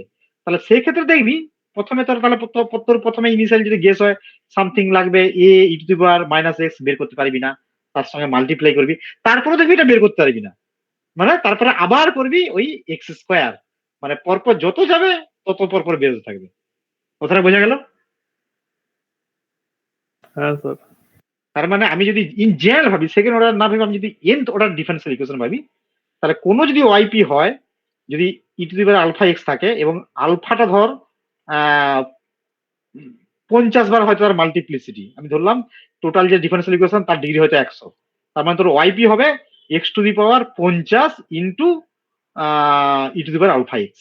ঠিক আছে, মানে 50 বার যদি মাল্টিপ্লিসিটি হয়, মানে আলফাটা 50 বার রুট ধর সাপোজ। কথাটা বুঝতে পারলি? তাহলে এই করে টায়ার লাইন এরর করে করে পরপর যেতে হবে। তো তোদের এতটা ভাবার দরকার নেই, তোদের সেকেন্ড অর্ডার পর্যন্ত আছে, সো এইভাবে করলে তুই পেয়ে যাবি। এবার চল তোরা অ্যাকচুয়ালি কি করবি, বা তোদের মানে ইনফ্যাক্ট তোদের ইঞ্জিনিয়ারিং বইয়ে কিভাবে করা যায় সেই মেথডের দিকে একটু এগোই। তাহলে তাহলে এবার এই কনসেপ্টটা তাহলে ত্রিকোণমিতির ক্ষেত্রেও লাগবে, প্লাস পলিনোমিয়ালের ক্ষেত্রেও লাগবে। সেম কনসেপ্ট, আমি জাস্ট একটু বলে চলে যাব। আচ্ছা চল, এটা আর বলছি না বাকি ডিটেলসটা। আচ্ছা এবার বল, দেখ এবার অপারেটর মেথডে যাই। আচ্ছা ডিফারেন্সিয়াল ইকুয়েশন, যদি ডিফারেন্সিয়াল ইকুয়েশন হয়, আমি এই ডিফারেন্সিয়াল ইকুয়েশনটাকে আমি কি এইভাবে লিখতে পারি, এই 66 এর মতো, সরি 60 মতো? Can I right this equation 59 into the form of 60? 59টাকে 60 মতো লেখা যেতে পারে?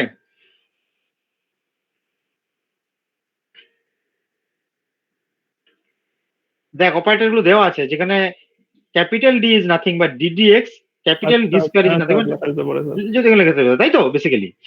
তাহলে এরকম করে এটাকে বলা হয় পলিনোমিয়াল অপারেটর আর কি, বা ডিফারেন্সিয়াল অপারেটর, এই যে ফর্মটাকে বলা হয়। তাহলে এটাকে লেখা যেতে পারে যে একটা some f of d into y equal to e to the power alpha x, মানে যদি e to the power alpha x actually right hand সাইডে ছিল, এটা অন্য কোনো ফর্মও থাকতে পারে, এটা কোনো কোশ্চেন নয়। আপাতত যেহেতু e to the power exponential function নিয়ে ডিসকাস করছি, so right hand side here e to the power alpha x. তার মানে এবার দেখ দুটো রুল আছে। First rule, if f of alpha not equal to 0, then particular integral will be this form. আগে এইটা করে দেখ।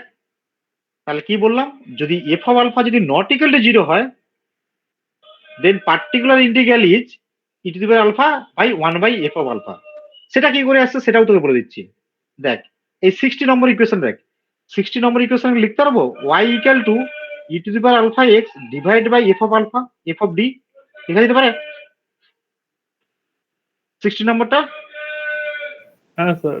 বাস সেই ফর্মটা এখানে লাগা। তার মানে যদি আলফাটা রুট যদি না হয়, তাহলে পার্টিকুলার ইন্টিগ্রাল হবে এইটুকু, বাস এইটুকু মনে রাখবি। তার মানে D is replace by alpha, is it not? তাহলে এটা কর, কোথায় যেন এই ফার্স্ট প্রবলেমটাই কর। তাহলে এটা ভাব, এটাকে আমরা লিখতে পারবো। তার মানে পার্টিকুলার ইন্টিগ্রাল পিআই হবে 1 বাই এফ অফ ডি, তার মানে D square minus D minus 2 into e to the power 3x। তাহলে এটাকে লিখবো, দেখি তো 3 যেখানে বসাই, তো 3 বসালে কি এটা 0 হচ্ছে? d equal to 3, is it 0 or not? No sir. হচ্ছে না। তাহলে সিম্পলি দেখা যায় e to the power 3x কে লেফট হ্যান্ড সাইডে নিয়ে যা, আর ওখানে লিখে দে এই ডি কে রিপ্লেস কর 3 দ্বারা, তার মানে 3 স্কয়ার মাইনাস 3 মাইনাস 2, তার মানে কত হচ্ছে বল? 9 এটা তাহলে কত হচ্ছে বল, আমাকে বল, হিসাব করে বল। 9 থেকে কত বাদ? 5 বাদ, মানে 4, তার মানে ই to the power 3x by 4, তাই তো? তাহলে হয়ে গেল পার্টিকুলার ইন্টিগ্রাল এটাই। দেখ যদি এই নর্মাল প্রসিডিউর করি, সেক্ষেত্রেও এটাই এসেছিল 1/4, তাই নাকি? হ্যাঁ স্যার। আচ্ছা এবারে চল সেকেন্ড রুল। সেকেন্ড রুল বলছে যদি এফ অফ আলফা যদি 0 হয়, তাহলে ওয়াইপি হবে x power s e to the power alpha x f of s alpha s. এসটা কি? এসটা বলছি, এসটা হচ্ছে এই মানে কতবার রুট আছে, যেমন ধর এই ক্ষেত্রে মাইনাস ওয়ানটা একবার রুট, মাইনাস ওয়ানটা একটা দুবার রুট, তাই তো? হ্যাঁ কি না? মানে অ্যালজেব্রিক মাল্টিপ্লিসিটি যেটা। So whenever f of alpha equal to 0, then pi will be this. That mean if in that case, এটা জাস্ট এই টার্মটা মনে রাখ, এই এফএসটা কি? এফএস হচ্ছে কত নাম্বার ডেরিভেটিভ, মানে এস যদি ধর 1 হয় তাহলে একবার ডেরিভেটিভ, আর উপরে এক্স শুধু বসবে, আর তার সঙ্গে ই টু দি আলফা। চল একটা প্রবলেম কর, তাহলে বুঝতে পারবি। চল এই প্রবলেমটাই কর, এটাই কর। স্যার এসটা ঠিক বোঝা গেল না স্যার। এসটা হচ্ছে যে ওই যে আলফাটা যে বললাম না, যদি রাইট হ্যান্ড সাইড যদি আলফা থাকে, আলফাটা কতবার রুট, যেমন ধর আমি বলছি ধর এক্ষেত্রে কতবার, এক্ষেত্রে ধর আলফা ভ্যালু কত বল,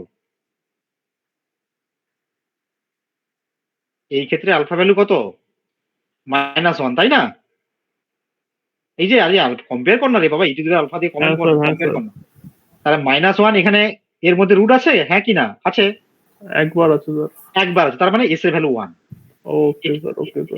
এখানে এস এর ভ্যালু কত, এখানে -1 এর কতবার রুট আছে, দুবার আছে, তার মানে এখানে এস এর ভ্যালু 2। Okay sir. তার মানে এই যে এই প্রবলেমটার জন্য তার তো সলিউশন হবে x by f dash, f dash তোর আলফা আর e to the power alpha, ঠিক আছে? আর এই প্রবলেমটার জন্য সলিউশন হবে x square f double dash alpha তারপরে e to the power alpha x, ঠিক আছে? চল প্রবলেমটা কর, তাহলে আরো বুঝতে পারবি।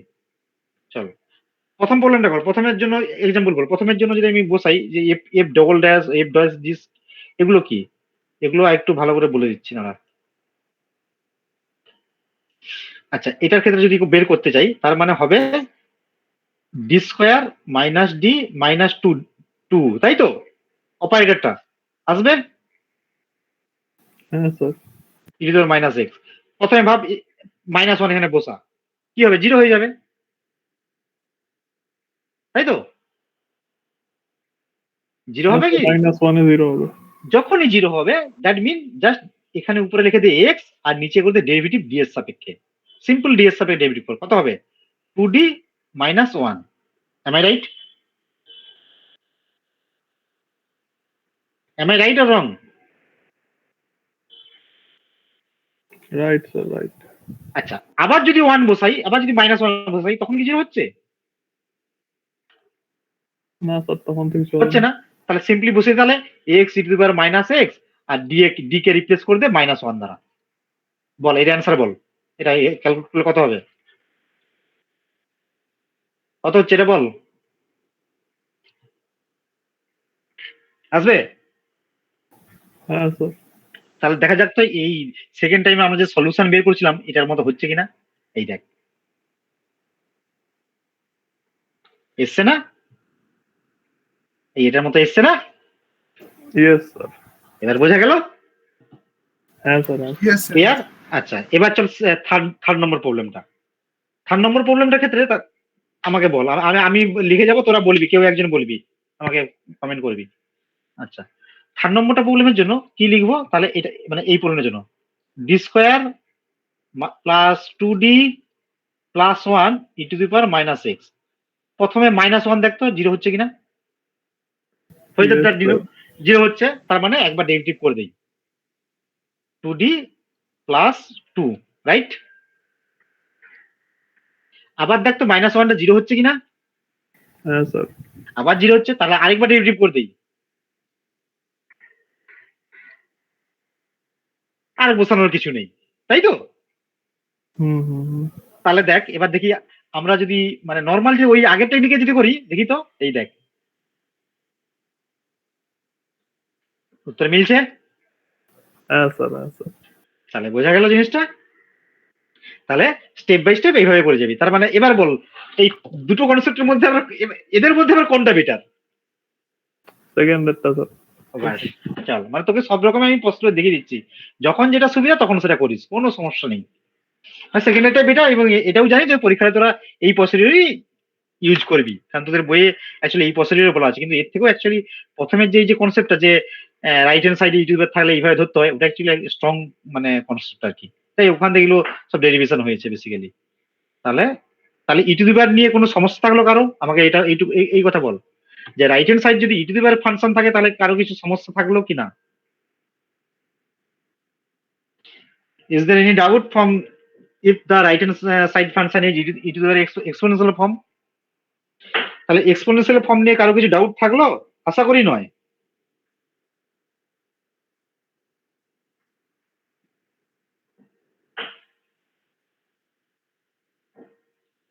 কি রে, থাকলো কি? ওই রে, তাহলে আরেকটা টেকনিক দেখাই, ইউটিউবার এক্স এর আরেকটা ফর্ম। চল আরেকটা টেকনিকও দেখি তোদেরকে। চল আবার ওই প্রবলেমটা ধর।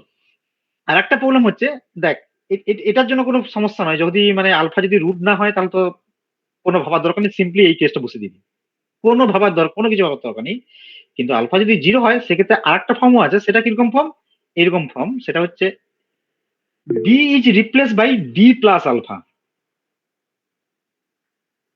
ঠিক আছে, D is replace by D plus alpha. চল একটা প্রবলেম করে তাহলে তুই বুঝতে পারবি।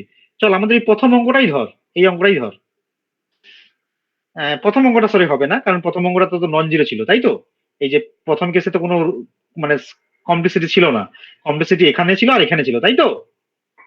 হ্যাঁ চল তাহলে, স্যার। তাহলে সেকেন্ড আর থার্ড প্রবলেমটা ধরি, তাহলে তুই আরো আরো একটা টেকনিক বুঝতে পারবি। চল তাহলে সেকেন্ড প্রবলেমটা যদি ধরি, তাহলে দেখ আমি সেকেন্ড প্রবলেমটাকে লিখতে পারবো। আহ আমি যদি সেকেন্ডটাকে লিখি এইভাবে কি লেখা যেতে পারে, দেখ তুই দেখ তো আমাকে, মানে হ্যাঁ এটাকে স্যার। জাস্ট মিডিল টার্ম করে দিয়েছি বেসিক্যালি, ঠিক আছে? তারপরে কি করছি, ডি ইজ রিপ্লেস বাই মানে alpha, d is replace by D plus alpha. এখানে আলফার value is nothing but -1, so d is replace by D -1, আর ই টু দি মাইনাস আলফাটাকে এ পাশে নিয়ে চলে এসেছি। দেখ করার পর যদি এটা ইভ্যালুয়েট করি, এই এক কেটে যাবে, পরে সিম্পলি 3d পড়ে থাকবে, -3d এ পাশে পড়ে থাকবে, আর এই ফর্ম থেকে d -3 পড়ে থাকবে, 1 - d - 3। এবার ই টু দি পাওয়ার ex যেমন আছে রেখে দেবো, এটা যেমন আছে রেখে দেবো। এটাকে করবো কি, ওই উপরে নিয়ে গিয়ে এটাকে 1/x এর ফর্মুলা লিখবো, মানে এই যে 1 - x এর একটা ফর্মুলা আছে না, এটা ফর্মুলা কি বলতো আমাকে, কি রে? 1 - x এর ফর্মুলাটা কি? কি জানি, এটা ভুল না এই ফর্মুলাটা ভুল লিখেছি না রাইট লিখেছি আমি জানি না, খুব সুন্দর এরকম অল্টারনেট করে প্লাস মাইনাস হবে, তাই তো? হ্যাঁ কি না? হ্যাঁ স্যার, স্যার প্লাস হয় তো স্যার। প্লাস খুব সুন্দর, মোস্ট অনলি প্লাসই আছে আমারও ধারণা, এটা মনে হয় প্লাস হবে, আমি একটু কারেকশন করে নিচ্ছি। যাই হোক, আমি জানি না আপাতত স্যার। না ওটা দেখে নিস, এইটা তো লাগবে, কারণ এই ফর্মটা লাগবে তোরা যদি এইভাবে করতে চাস। যদি আমি তাহলে এটাকে যদি লিখি, তাহলে এটাকে এইভাবে লিখতে পারবো, তাই তো? হ্যাঁ স্যার, লেখা যাবে। তার মানে ডিটা কি ছিল, D is nothing but ddx, এরকম টাইপের ফর্ম ছিল। তার মানে কি, ডি মিনস ডেরিভেটিভ, তার মানে এই সাইডে আছে 1, তার মানে এই যে ফর্ম আছে এই ফর্মগুলো তো জিরোই দেবে বেসিক্যালি, মানে সবগুলো ডি এর পাওয়ার আছে, শুধুমাত্র এইটাই লেফট থাকবে। তাহলে 1টা লিখে দিলাম, ওকে, বোঝা গেল? আরেকবার হ্যাঁ বলবো? হ্যাঁ স্যার। আচ্ছা, যদি ডি যদি ডেরিভেটিভ হয় তাহলে 1/ডিটা কি হবে, মানে বেসিক কনসেপ্ট। যদি ডিটা যদি ডিফারেন্সিয়াল অপারেটর হয় তাহলে 1/টা কি হবে, তাহলে নিশ্চয়ই ইন্টিগ্রেশন অপারেটর। হ্যাঁ তার মানে এই যে যখন 1/ডি এসছে, তাহলে এটাকে যদি ইন্টিগ্রেশন করি, এই সাইডে 1 আছে, তার ইন্টিগ্রেশন করলে কত হবে, এক্সই হবে। হ্যাঁ স্যার। তার মানে ফর্মটা দাঁড়ানো এইভাবে। দেখ এবার দেখ, এই x e to the power minus x, তার সঙ্গে এক্স, তারপরে দেখ সবগুলোর সঙ্গে এই তিনটে পসিবল যা খুঁজে দেখ সবগুলোর সঙ্গে মিলিয়ে দেখবি যেগুলো সবগুলোই একই এসছে। এরা মানে ক্লাস শেষ হলে তুই নোট থেকে দেখে নিস, চেক করে নিস, ঠিক আছে? আচ্ছা চল এবার সেকেন্ডটা চল। সেকেন্ডে যদি ফর্মে যাই, মানে সেকেন্ড বলতে যেখানে তোর ওই ডবল রুট ছিল, -1টা ডবল বার রুট ছিল, মানে এরকম টাইপের ফর্ম এসেছিল, ঠিক আছে? তাহলে সেক্ষেত্রে যদি দেখিস, সেক্ষেত্রে দেখ ডবল বার যদি রুট হয়, এই 1 কেটে যাবে, D is replace by D -1, তাহলে এইটা D is replace by D -1, এই 1 কেটে যাবে, থাকবে ডি স্কয়ার। তাহলে প্রথমে 1 টাইম ইন্টিগ্রেশন করবো, তাহলে এক্স, সেকেন্ড টাইম ইন্টিগ্রেশন করবো x² / 2, বোঝা গেল? হ্যাঁ স্যার। তার মানে টোটাল তোকে তাহলে কতগুলো ফর্ম দেখালাম, তিনটে ফর্ম দেখালাম। একটা হচ্ছে বেসিক কনসেপ্ট, মানে ট্রায়াল এন্ড এরর, মানে যদি e to the power alpha x থাকে তাহলে অ্যাসুম করবি যে e to the power alpha x, e to the power alpha এক্সটা পার্টিকুলার সলিউশন। সেকেন্ড দেখালাম অপারেটর, অপারেটর আবার দুটো ভাগ আবার দেখালাম। তাহলে এদের মধ্যে আমার মানে মিডিলটাই সব থেকে বেটার ছিল নাকি, না এটা বেটার লাস্টটা? স্যার একই প্লাস দুইটা ভালো। মিডিলটাই বেটার মনে হচ্ছে। মিডিলটাও বেটার, এটাও বেটার, কারণ এটাও তোদের কাজে লাগবে, মিডিলটাও কাজে লাগবে। কারণ বলছি, কারণ হচ্ছে শুধু তো মাত্র তোদের কেবলমাত্র যে এক্সপোনেনশিয়াল, ত্রিকোণমিতি আর পলিনোমিয়াল থাকবে না, এদের কম্বিনেশনও থাকতে পারে, ঠিক আছে? তখন দেখবি যে না, এই লাস্টেরটা অনেকটা বেটার লাগছে, ঠিক আছে? ওকে চল, ওকে স্যার, ওকে। এর পরের প্রসিডিউরে যাই। এর পরের প্রসিডিউর হচ্ছে, তাহলে আমি আর তোরা নিশ্চয়ই তাহলে ফার্স্ট কনসেপশনটা মানে খুব একটা ইউজ করবি না, তাহলে মেনলি এই অপারেটর মেথড দিয়ে ইউজ করবি, আমি যেটা বুঝতে পারছি, তাই তো, যদি আমি ভুল না বলি। বাস, তাহলে আমি তাহলে বেশি এটা ডিটেলস বলছিলাম। তাহলে এটার ক্ষেত্রে বল, যদি আমি মানে ওই সেই জটিল কেস দিয়ে ইউজ করতাম, তাহলে এক্ষেত্রে এইটার ক্ষেত্রে ধরবি যে এ এক্স প্লাস বিটা টাইল সলিউশন, ঠিক আছে, করে করে করে করে পরপর চলে যাবে। এটা একটু পড়ে তাহলে পড়ে নিস। এটার ক্ষেত্রে ধরবি ধর a x square plus b x plus theta টাইল সলিউশন, এইভাবে করে করে যাবি। আর যদি কমপ্লেক্স কেস থাকে, কমপ্লেক্স কেস মানে যদি দেখিস যে এদের কোনো টার্ম এদের মধ্যে এই হোমোজিনিয়াস ইকুয়েশনের সঙ্গে কোইনসাইড করেছে, তাহলে কি করবি, এদেরকে এক্স দ্বারা মাল্টিপ্লাই করবি, ততক্ষণ করবি যতক্ষণ না এদের মধ্যে কমন টার্ম গুলো চলে যায়। এটা এই পোর্শনটা তাহলে পড়ে নিবি, পড়লে তুই বুঝতে পারবি। আমি তাহলে ওটা দেখাচ্ছি না, আমি একবার অপারেটর মেথডে চলে যাচ্ছি, ঠিক আছে? ওকে, বোঝা গেল? হ্যাঁ, চল তাহলে ওই একই প্রবলেম আমি নিয়েছি, তোদের বোঝার জন্য আমি একই প্রবলেম নিয়েছি। মানে একই প্রবলেম বলতে মানে এখানে যা প্রবলেমটা ধরেছি যাতে অ্যান্সারটা মিলে, এই প্রবলেমটাই আবার অপারেটর মেথডেও দেখিয়েছি যাতে করে তোদের বুঝতে সুবিধা হয়।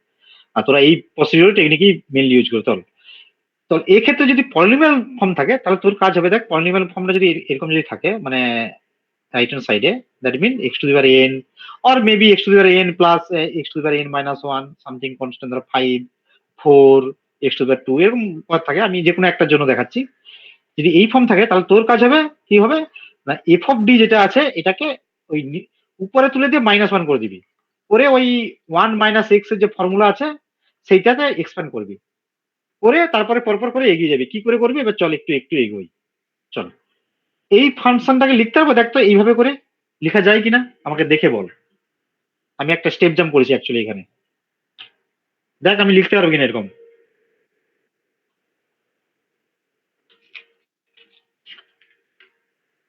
Can I write this form? Actually here d square minus d minus 2 here 2x minus 1. This form can be written into this form. Yes, Just check. sir. Okay. So in that case, we have what we do. We take this form into the numerator and take negative -1 and expand the formula just like this.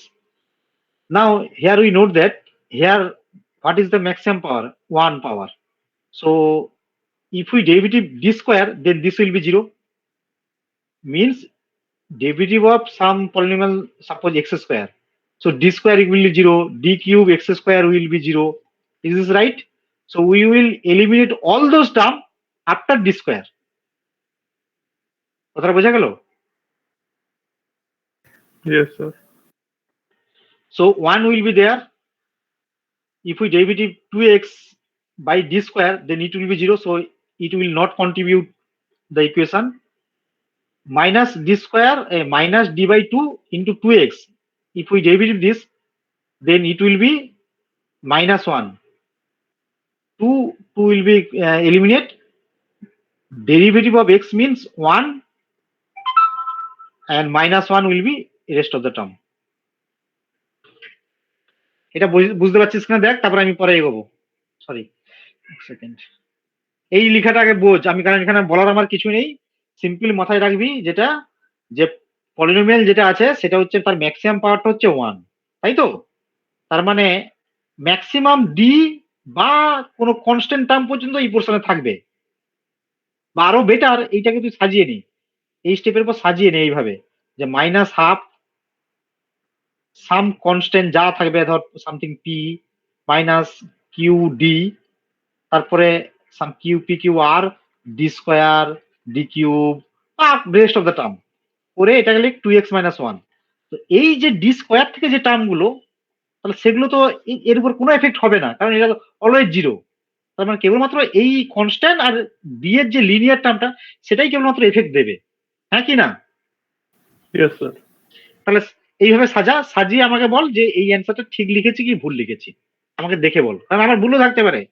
কারণ আমি হয়তো calculation করে দেখি না, আমি just উপর দিয়ে দেখছি, আমি করে দিয়েছি। তোরা নিজেরা ক্যালকুলেট কর, বা ক্যালকুলেট নয়, আমাকে শুধু এইটুকু বোঝা যে এইটাকে যদি আমি মানে বেটার ওইটা সাজাই, that can be written as, আমি I think this is -1 and 1 minus d by 2 plus order of d square, এরকম ऐसा कुछ टर्म होगा। देखो तो, एम आई राइट? एम आई राइट और रॉन्ग?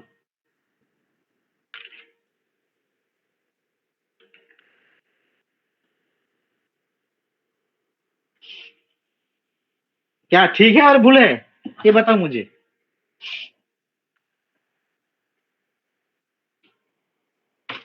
कहाँ गए भाई? ঠিকই তো আছে মনে হচ্ছে। ঠিকই আছে, তার মানে দ্যাট মিন এই যে ডি স্কয়ার এরা কোনো এফেক্ট ফেলাবে না, তোকে এফেক্ট যেটা ফেলাবে এটা। তার মানে এটাকে তুই লিখতে পারিস, তার মানে কি একবার 1 করবি, এটার সাথে মাল্টিপ্লাই মানে সিম্পলি লিখে দিবি 2x - 1। যখন মাইনাস ডি বাই 2 করবি, এই কনস্ট্যান্ট আমরা 0 হয়ে যাবে, আর এটার জন্য পড়ে থাকবে সিম্পলি -1, কারণ 2 আর এই 2 কেটে যাবে। ठीक लिखी? हाँ सर, हाँ सर। बस अब समझ आ गया। तो तुम्हें याद रखना, अब अगर मान लो यहाँ पे लीनियर जो यहाँ पे पॉलिनोमियल है, ये ना देके यहाँ पे मान लो कि एक्स स्क्वायर है, यहाँ पे मान लो, अरे यार एक्स स्क्वायर है, तो इसका मतलब आपको जो लिखना पड़ेगा वो लिखना पड़ेगा वो कांस्टेंट टर्म प्लस डी का लीनियर फॉर्म कोई भी, फिर some constant C1 plus C2 देके कोई भी डी स्क्वायर का फॉर्म, अगर ये एक्स स्क्वायर रहेगा तो उसके बाद ऑर्डर ऑफ डी क्यूब, मतलब ऑर्डर ऑफ डी क्यूब के बाद वो वैल्यू 0 हो जाएगा अगर एक्स स्क्वायर रहेगा तो। ठीक है, चलो नेक्स्ट प्रॉब्लम में चलो, ये वाला देख लो तो समझ आ जाएगा। यहाँ पे देखो एक्स स्क्वायर का टर्म है, तो ये जो पॉलिनोमियल तुम्हें लिखना पड़ेगा वो डिस्क मिनिमम डिस्क तक तुम्हें ठीक ठाक लिखना पड़ेगा, उसके बाद क्या हुआ तुम्हें देखने का जरूरत नहीं है। चलो अगर मैं इसको लिख दूं तो देखो, अगर मैं ये लिख सकता हूँ क्या नहीं, मैं यहाँ पे बहुत ज्यादा स्टेप जंप कर दिया। अच्छा ये तो फॉर्म तो यही है, यही फॉर्म है ना, यही फॉर्म है तो, है ना? हाँ सर, सेम तो सेमी फॉर्म है। तो मैं यहाँ पे लिख दिया, देखो ये डी स्क्वायर फॉर्म तक लिखा, उसके बाद डॉट डॉट कर दिया, क्योंकि डॉट डॉट करने के मतलब है कि इसके बाद जो डिफरेंशियल ऑपरेटर है, मतलब D cube, D4, D5, D6, इसका जो टर्म है वो इसके ऊपर कोई इफेक्ट नहीं पड़ेगा, क्योंकि उसका जो डेरिवेटिव है वो तो ये तो 0 ही होगा, है ना? Yes sir. তো একটা একটা টার্ম করে তোরা করে যা, তাহলে মানে এই যখন কনস্ট্যান্ট টার্ম ধরবি তার মানে x স্কয়ার x প্লাস 1 লিখে দিলাম। সেকেন্ড ডেরিভেটিভ যখন করব তখন এই কনস্ট্যান্ট টার্মটা 0 হয়ে যাবে, এটার ভ্যালু হবে 2x প্লাস 1 ডিভাইড বাই 2। যখন থার্ডটার করব তখন এগুলো 0 হয়ে এই দুটো 0 হয়ে যাবে, পড়ে থাকবে এই x স্কয়ারে পড়ে থাকবে, x স্কয়ারকে ডেরিভেটিভ করলে জাস্ট কত হবে 3/2, আর এখান থেকে 2x বেরোবে, 2 বেরোবে, সেই 2 আর এই 4 কেটে গিয়ে নিচে 2 হবে, আর উপরে যেমন 3 ছিল 3 থাকবে, তার মানে ফাইনাল आंसर এটা। समझ में आया? Yes sir. ताले यहाँ पे जो दिक्कत आपका है वो है आपको वो फॉर्मूला याद रखना पड़ेगा, मतलब ऐसा करके जो आपका जो फॉर्मूला है ऐसे करके और ऐसा करके जो फॉर्मूला है इसका जो एक्सपेंशन है वो आपको याद रखना पड़ेगा और कुछ नहीं। ठीक है, चलो इसके बाद चलते हैं हम फिर इसकी तरफ। यहाँ पे देखिए, अच्छा अच्छा ये भी कर लो, यहाँ पे एक है फिर भी कर लो। ये वाला में देखो, ये 3 नंबर जो वाला है y double prime equal to 9x square plus 2x minus 1। वैसे तो तुम ये तो नॉर्मल वही तो सॉल्व कर पाओगे, क्योंकि d2y बाई dx स्क्वायर इसका जो फॉर्म है 9x square plus 2x minus 1, that mean dy by dx first time integration कर लो, 9x square cube by 3 plus 2x square by 2 minus x, ऐसे करके इंटीग्रेशन कर पाओगे। लेकिन अगर ऐसे नॉर्मल इस तरफ पे तुम इंटीग्रेशन करना चाहते हो सॉल्व करना चाहते हो तो इसके लिए जो करना पड़ेगा ये देखो, ये ऐसे करके करना पड़ेगा, डी स्क्वायर वही rule, first time derivative integration कर लो, यहाँ पे ये रख दो, यहाँ पे इंटीग्रेशन कर दिया, उसके बाद सेकेंड बार इंटीग्रेशन कर दो, ये तुम्हें रिजल्ट मिल जाएगा। ठीक है, তো সেমই তো হলো তো দুটো মেথড তবে। হ্যাঁ সেমি एक्चुअली बेसिकली सेम, মানে এটার জন্য মানে এক্সট্রা মানে এত খাটার দরকারও নেই, নরমাল ওয়েতে यहाँ पे तुम यही वाला जस्ट सिंपली इंटीग्रेशन कर दो, यहाँ पे इतना जरूरत नहीं है। ठीक है, यहाँ पे इतना जरूरत नहीं है और वो कॉन्सेप्ट भी नहीं लगेगा। चलो, आपको जो याद रखना पड़ेगा, तो डी का मतलब अगर डिफरेंशियल ऑपरेटर है, 1/d का मतलब है इंटीग्रेशन ऑपरेटर। ठीक है, यही बस याद रखना पड़ेगा। और वो जो दो एक्सप्रेशन फंक्शन बोला था वो वाला। अच्छा, उसके बाद चलो मैं ट्रिगोनोमेट्रिक फंक्शन में चले जाता हूँ। ट्रिगोनोमेट्रिक फंक्शन में जो आपको करना पड़ेगा, वो मैं जो नॉर्मल जो रूल है मैं तो वो तो मैं बोल दिया कि अगर साइन एक्स होगा, साइन एक्स और कॉस एक्स होगा, उसका जो पार्टिकुलर इंटीग्रल होगा वो होगा ऐसे करके, ये cos alpha x plus b sine beta x ले लो, इसको सब्स्टिट्यूट कर दो, ए बी का वैल्यू निकाल लो, वो हो जाएगा। इसका मैं इसी इसको मैं अभी तक अभी ये नेग्लेक्ट कर रहा हूँ। तुम चलो ऑपरेटर ऑपरेटर मेथड की तरफ। ठीक है, अगर मैं ऑपरेटर मेथड की तरफ जाएंगे तो यहाँ पे तुम्हें दो रूल मिलेगा। फर्स्ट रूल, अच्छा साइन, मान लो साइन अल्फा एक्स, इसको मैं लिख सकता हूँ e⁻i alpha x, imaginary part of, लिख सकता हूँ हाँ या नहीं? Yes sir. हाँ, तो अगर मैं साइन एक्स को e⁻i x की तरफ लिखूंगा तो इमेजिनरी पार्ट ऑफ एक्स, तो इसका मतलब आपको जो एक्सपोनेंशियल का जो रूल है वहां पे घुस जाएगा। ठीक है, वो मैं प्रॉब्लम जब करूंगे तब बताएंगे। फिर मैं बस यही बोल रहा हूँ, अगर साइन एक्स को तुम लिखो कि इमेजिनरी पार्ट ऑफ e⁻x, वो करने के बाद तुम्हें मिल जाएगा एक्सपोनेंशियल के जो रूल है वही रूल रहेगा। और cos x की अगर cos अल्फा x रहेगा तो तुम लिख सकते हो this is the real part of e⁻i alpha x। सो वो करने के बाद तुम्हें वो मिल जाएगा। वो मैं जब प्रॉब्लम करूंगा तो बताएंगे, अभी जो कर रहा हूँ वो देख लो। ठीक है, मान लो कि आपके राइट हैंड साइड में ट्रिगोनोमेट्रिक फंक्शन है। ट्रिगोनोमेट्री का जो फॉर्म है वो मान लो कि साइन अल्फा एक्स है। इसका जो रूल, फर्स्ट रूल जो है, अगर f of minus alpha square, याद रखना minus alpha square not equal to 0, then replace D square by minus alpha square, then the numerator part will be either a constant or a linear function of d. If it is a constant, then the solution is this. Just simply d square is replaced by minus alpha square. बस याद रखना। If it is a linear, then use component division rule. वो क्या कैसे rule है? Component division तो आपको पता है कि ऊपर नीचे कोई भी दे के मल्टीप्लाई कर दो। ठीक है, वो प्रॉब्लम करने के बाद बोलूंगा। अच्छा, उसके बाद सेकंड जो प्रॉब्लम है, अगर f of minus alpha equal to 0 होगा तो वाई पी जो होगा वो एक्स देके फर्स्ट ऑर्डर डेरिवेटिव कर लो। वो जो एक्सपोनेंशियल का जो टाइप का जो रूल है वही रूल का। चलो ये आप प्रॉब्लम कर लो, उसके बाद मैं बताऊंगा कि इसका ये होगा। मान लो आपके पास सॉल्यूशन जो है, ये वाला एग्जांपल ले लो, तो इसका वाईपी क्या होगा ये बताओ? ये होगा d square minus d minus 2 equal to sine 2x। Can I write this? Yes sir. So जो टर्म मैं बोला हूं कि d is replace by, sorry, d square is replace by minus alpha square. What is alpha here? What is alpha here? 2 and minus alpha mean -2. no, minus alpha means minus, okay, minus alpha square means -4. minus 4. So d square is replaced by minus 4.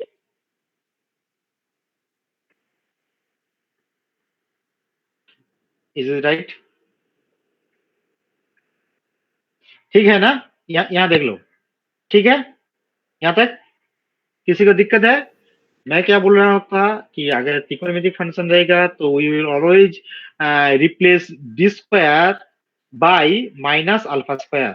एक trigonometric function के लिए है, इसका जो formula है। अगर मैं ये कर दूं तो मुझे मिलेगा ये तक मिलेगा। ये तक सबका ठीक है या भूल? ठीक है, देख लो ठीक है या नहीं है। यहाँ तक ठीक है? Yes sir. अच्छा, उसके बाद मान लो मेरा क्या एम है, वो है D square replace by minus alpha square. तो मैं यहाँ पे क्या करूंगे, कंपोनेंट डिवीजन रूल यूज करेंगे। That mean we make the denominator part something like a square minus b square form. That means multiply d minus 1 in the both side. Both side mean upper part and lower part. Here I multiply d minus 6, यहाँ पे रहेगा d square minus 36. So that I can replace d square again by minus alpha square. Is this clear? Yes, sir. तो अगर मैं d square को minus alpha square को करके replace कर दूं तो यहाँ पे क्या आएगा? This minus 4, that means minus 14 आएगा या नहीं आएगा?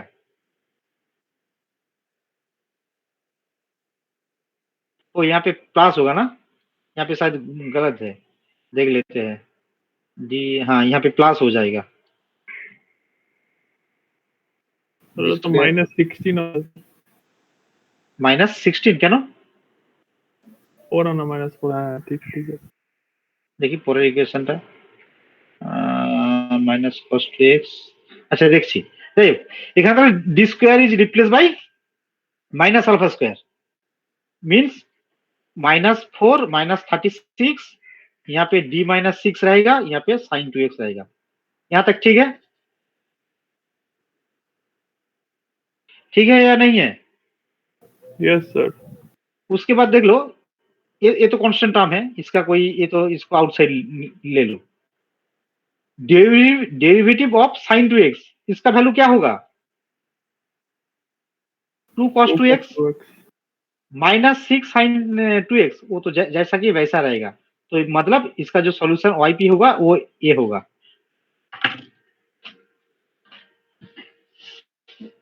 ठीक है?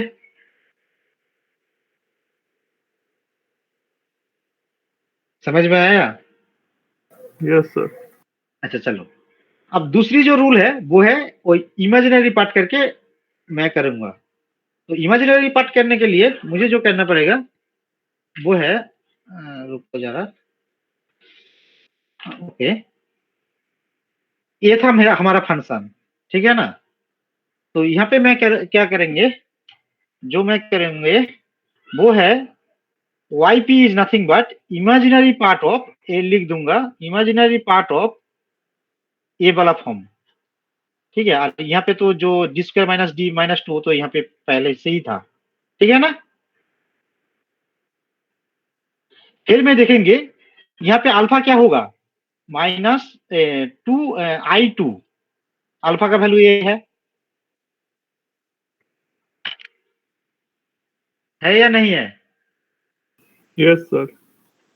तो मैं उसके बाद मैं देखूंगा वो जो एफ ऑफ डी है, एफ ऑफ -2 वो 0 होता है क्या नहीं होता है, ये मैं चेक करूंगा, 0 होता है या नहीं होता है। मैं देखता हूं कि ये 0 नहीं होगा, 0 नहीं होगा का मतलब वो आएगा शायद ऐसे फॉर्म, देख लो ये वाला स्टेप देख लो, कुछ दिक्कत है तो बताओ, क्योंकि ये जस्ट एक कैलकुलेशन है। मतलब यहाँ पे D is replace by alpha, जैसा एक्सपोनेंशियल फंक्शन का जो रूल है वो कर दिया। करने के बाद वो मुझे ये मिला, वो मिलने के बाद मैं क्या कर दिया कि इसको कंपोनेंट डिवीजन फिर कर दिया, फिर करके ये इतना तक आया। आने के बाद मैं क्या चूज किया कि imaginary part of this function, that mean finally we will consider only the imaginary portion. यहाँ तक समझ में आया क्या नहीं आया बोलो?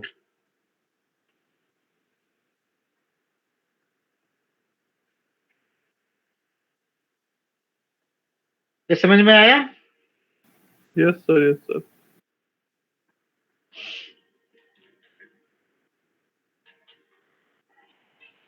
अच्छा ये मुझे बताओ तो, मैं यहाँ पे एक कंपोनेंट डिवीजन फिर क्यों किया, यहाँ पे क्यों किया, कोई मुझे बताओ, बस यही मुझे बता दो फिर हो जाएगा।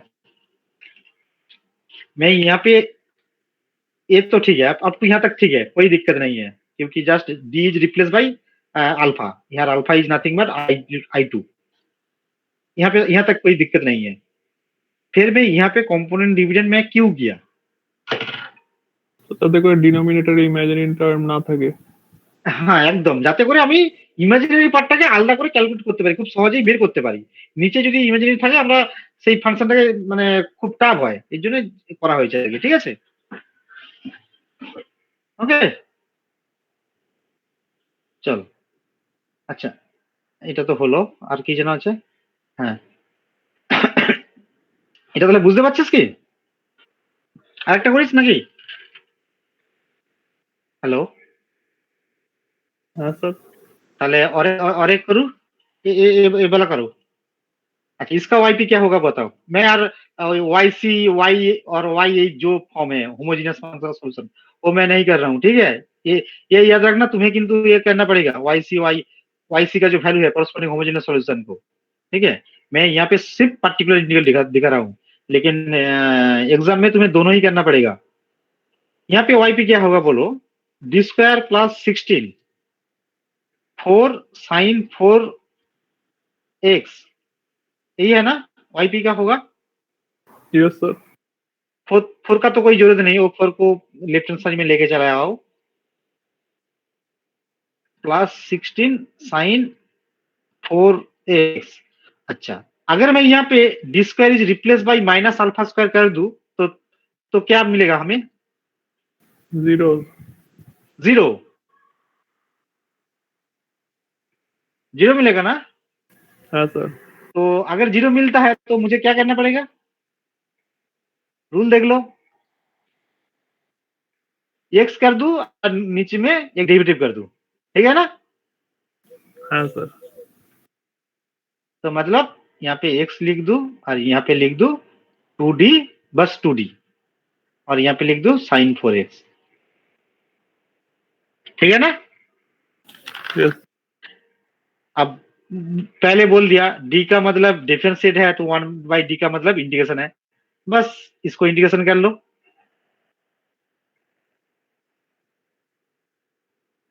देखो,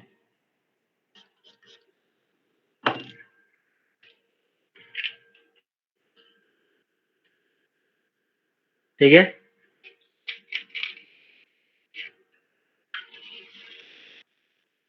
ठीक है यार, भूल है। ठीक है सर। अच्छा, फिर दूसरी टेक्निक में चले जाते हैं।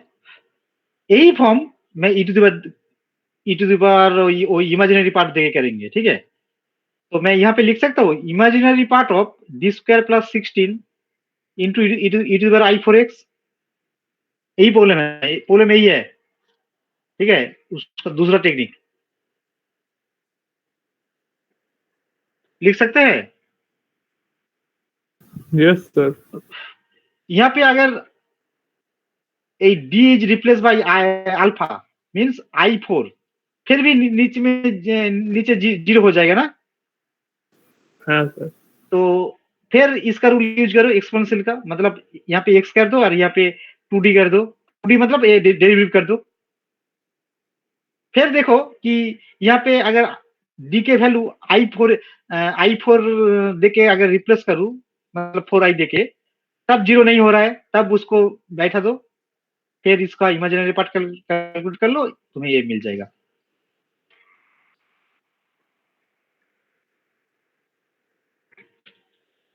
ठीक है,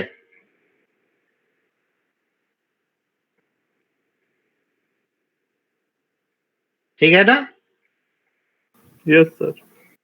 अब चलो, ये वाला प्रॉब्लम में क्या करोगे, ये मुझे बताओ। ये वाला प्रॉब्लम में तुम जो करोगे, इसका जो होगा, पहले डिलीट कर देते हैं।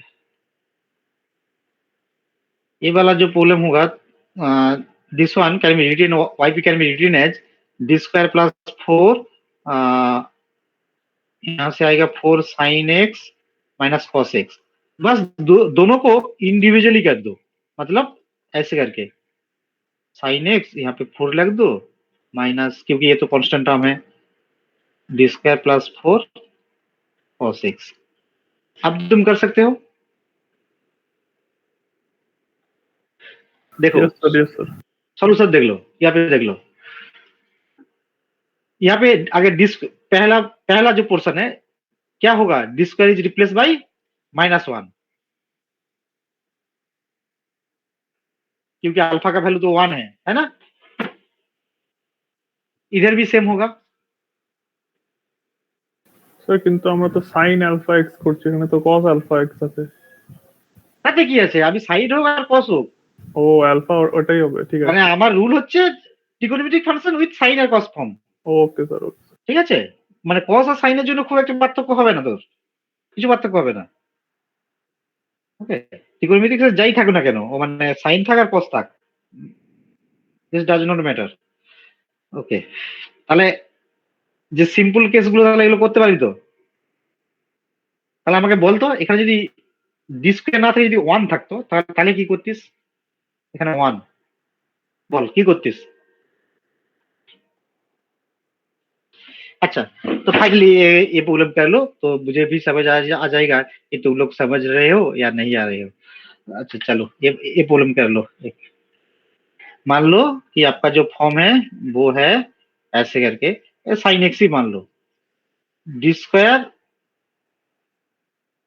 Plus 1 into sine x. ये वाला मुझे करके बताओ ये क्या होगा।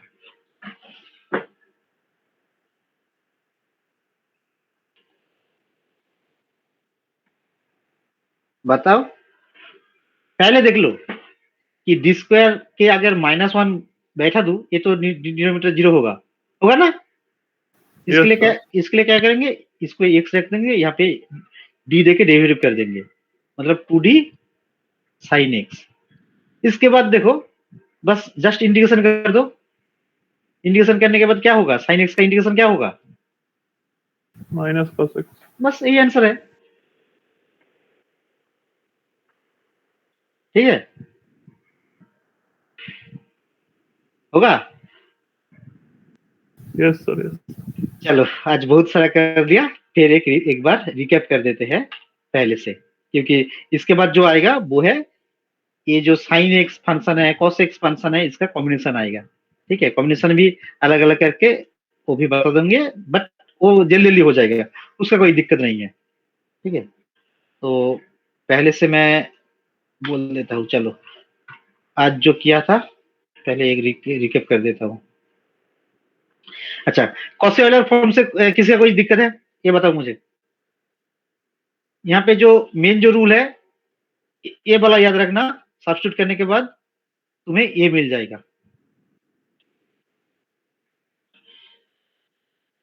ये 45 और ये 42 देके तुम्हें मिलेगा कैरेक्टरिस्टिक इक्वेशन ऐसे तरह,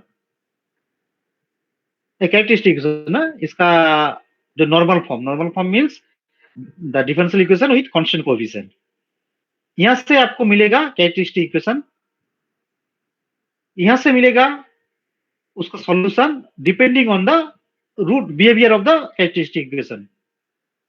ये अगर रियल होगा तो ऐसा होगा, ये दोनों वाला, इस यहाँ पे इक्वल के लिए, यहाँ पे नॉन इक्वल के अनइक्वल के लिए, और यहाँ पे जो है कॉम्प्लेक्स के लिए। अरे कौन फोन किया है, ठीक है? तो इसके बाद आएगा नॉन होमोजेनियस। नॉन होमोजेनियस के लिए सेमी रूल, बस ये जो ये फंक्शन है कांस्टेंट कोएफिशिएंट के लिए ये कांस्टेंट था, यहाँ पे होगा ये पहला वाला जो है, अगर ये एक्स स्क्वायर होगा तो एक्स स्क्वायर होगा, ये अगर ये 5x स्क्वायर होगा तो ये रिप्लेस होगा 5x स्क्वायर देके, ठीक है? अच्छा, उससे बाद आएगा तुम्हें ये ऑपरेटर मेथड। ऑपरेटर मेथड जो नॉर्मल जो कॉन्सेप्ट है वो मैं नहीं बोल रहा हूँ, जो ऑपरेटर जो कॉन्सेप्ट है वो है, अगर f of alpha not equal to 0 होगा तो वाई पी होगा ऐसा, अगर एफ ऑफ अल्फा 0 होगा तो इसको ऐसे करके लिख दो, फंक्शन करके करके अल्फा एक्स लिख दो। अल्फा अगर 0 होगा तो पहले इसको डेरिवेटिव कर दो, इसका भी डेरिवेटिव कर दो, डेरिवेटिव करके लिख दो कोई भी फंक्शन इज अल्फा एक्स, फिर देखो अल्फा यहाँ पे बैठा दो, अगर 0 होगा फिर इसको डेरिवेटिव कर दो, फिर देखो तुम्हें कांस्टेंट मिल जाएगा। और यहाँ पे अगर डेरिवेटिव यहाँ पे नॉन 0 होगा तो बस डी का वैल्यू अल्फा देके रिप्लेस कर दो। ये हो गया तुम्हारा ये वाला form, e to the power x form operator method के लिए। ऑपरेटर मेथड के लिए और एक फॉर्म है, अगर एफ ऑफ अल्फा 0 होगा तो यहाँ पे तुम क्या करोगे, मैं बोल दिया कि जो फंक्शन होगा, मान लो कि डी स्क्वायर प्लस समथिंग है, यहाँ पे ई टू द अल्फा एक्स है, यहाँ पे कर दो D is replace by D plus alpha, जो है रख दो यहाँ पे। और यहाँ पे जस्ट सिंपली 1 लिख दो और यहाँ पे अल्फा एक्स लिख दो। इस उसके बाद ये जो फॉर्म है इसको लिख दो ऐसे तरफ -1 के तरफ, something 1 minus D of something something something, उसको एक्सपांड कर दो। राइट हैंड साइड में 1 है, इसका मतलब जो डेरिवेटिव जो टर्म है उसका कोई इफेक्ट नहीं रहेगा, बस एक कांस्टेंट टर्म का ही इफेक्ट रहेगा। उसके बाद ये ऐसे करके कर दो। अगर इंटीग्रेशन आएगा तो इंटीग्रेशन कर लेना, अगर नहीं इंटीग्रेशन आएगा तो इंटीग्रेशन नहीं मत करना, ठीक है। इंटीग्रेशन आएगा, इस रूल में इंटीग्रेशन आएगा। अच्छा, उसके बाद चले जाते हैं sine x cos x function के लिए। यहाँ पे जो रूल है D square always replace by minus alpha square. अगर माइनस अल्फा देके रिप्लेस करोगे तो यहाँ पे आइदर आएगा ऐसे करके कुछ फॉर्म, नहीं तो आएगा ऐसे करके कुछ फॉर्म। अगर ऐसे फॉर्म आएगा तो तुम उसके बाद इंटीग्रेशन कर दो, अगर ऐसे फॉर्म आएगा तो तुम्हें उसको कर दो कंपोनेंट डिविडेंड करके कर दो D square minus alpha square. उसके बाद फिर D square is replace by alpha square करके वो वाला भी कर लोगे। और यहाँ पे जो फॉर्म है डेरिवेटिव प्लस एक कांस्टेंट टर्म, इसका डेरिवेटिव कर दो और कांस्टेंट टर्म देके सिंपलीफाई कर दो। बस यही तक रूल है, ठीक है। सबको समझ आएगा? अच्छा ये Yes, sir. আচ্ছা এই নোটটা তো সবাইকে তো দিয়ে দিয়েছি নাকি? হ্যাঁ স্যার। তাহলে এগুলো তোরা করবি, এগুলো করলে তাহলে তোরা মানে আরো ডিটেলস হয়তো বুঝতে পারবি।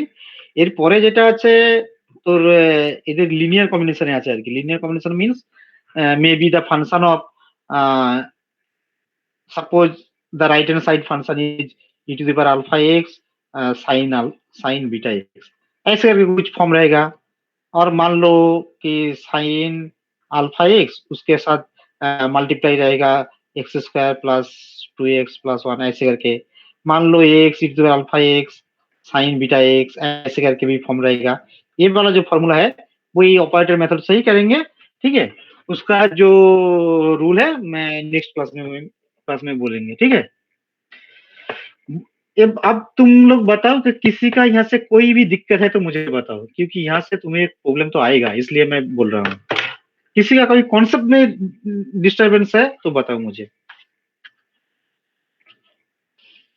कोई भी इशू हो वो मुझे बताओ, यहाँ से फिर भी और फर्स्ट ऑर्डर से कोई भी। क्योंकि Sir, मेरा নোটসটা আগে একবার পড়তে হবে তারপর বোঝা যাবে। হ্যাঁ নোটসটা তো পড়বি অবভিয়াসলি, সেটা তো আমার নো ডাউট।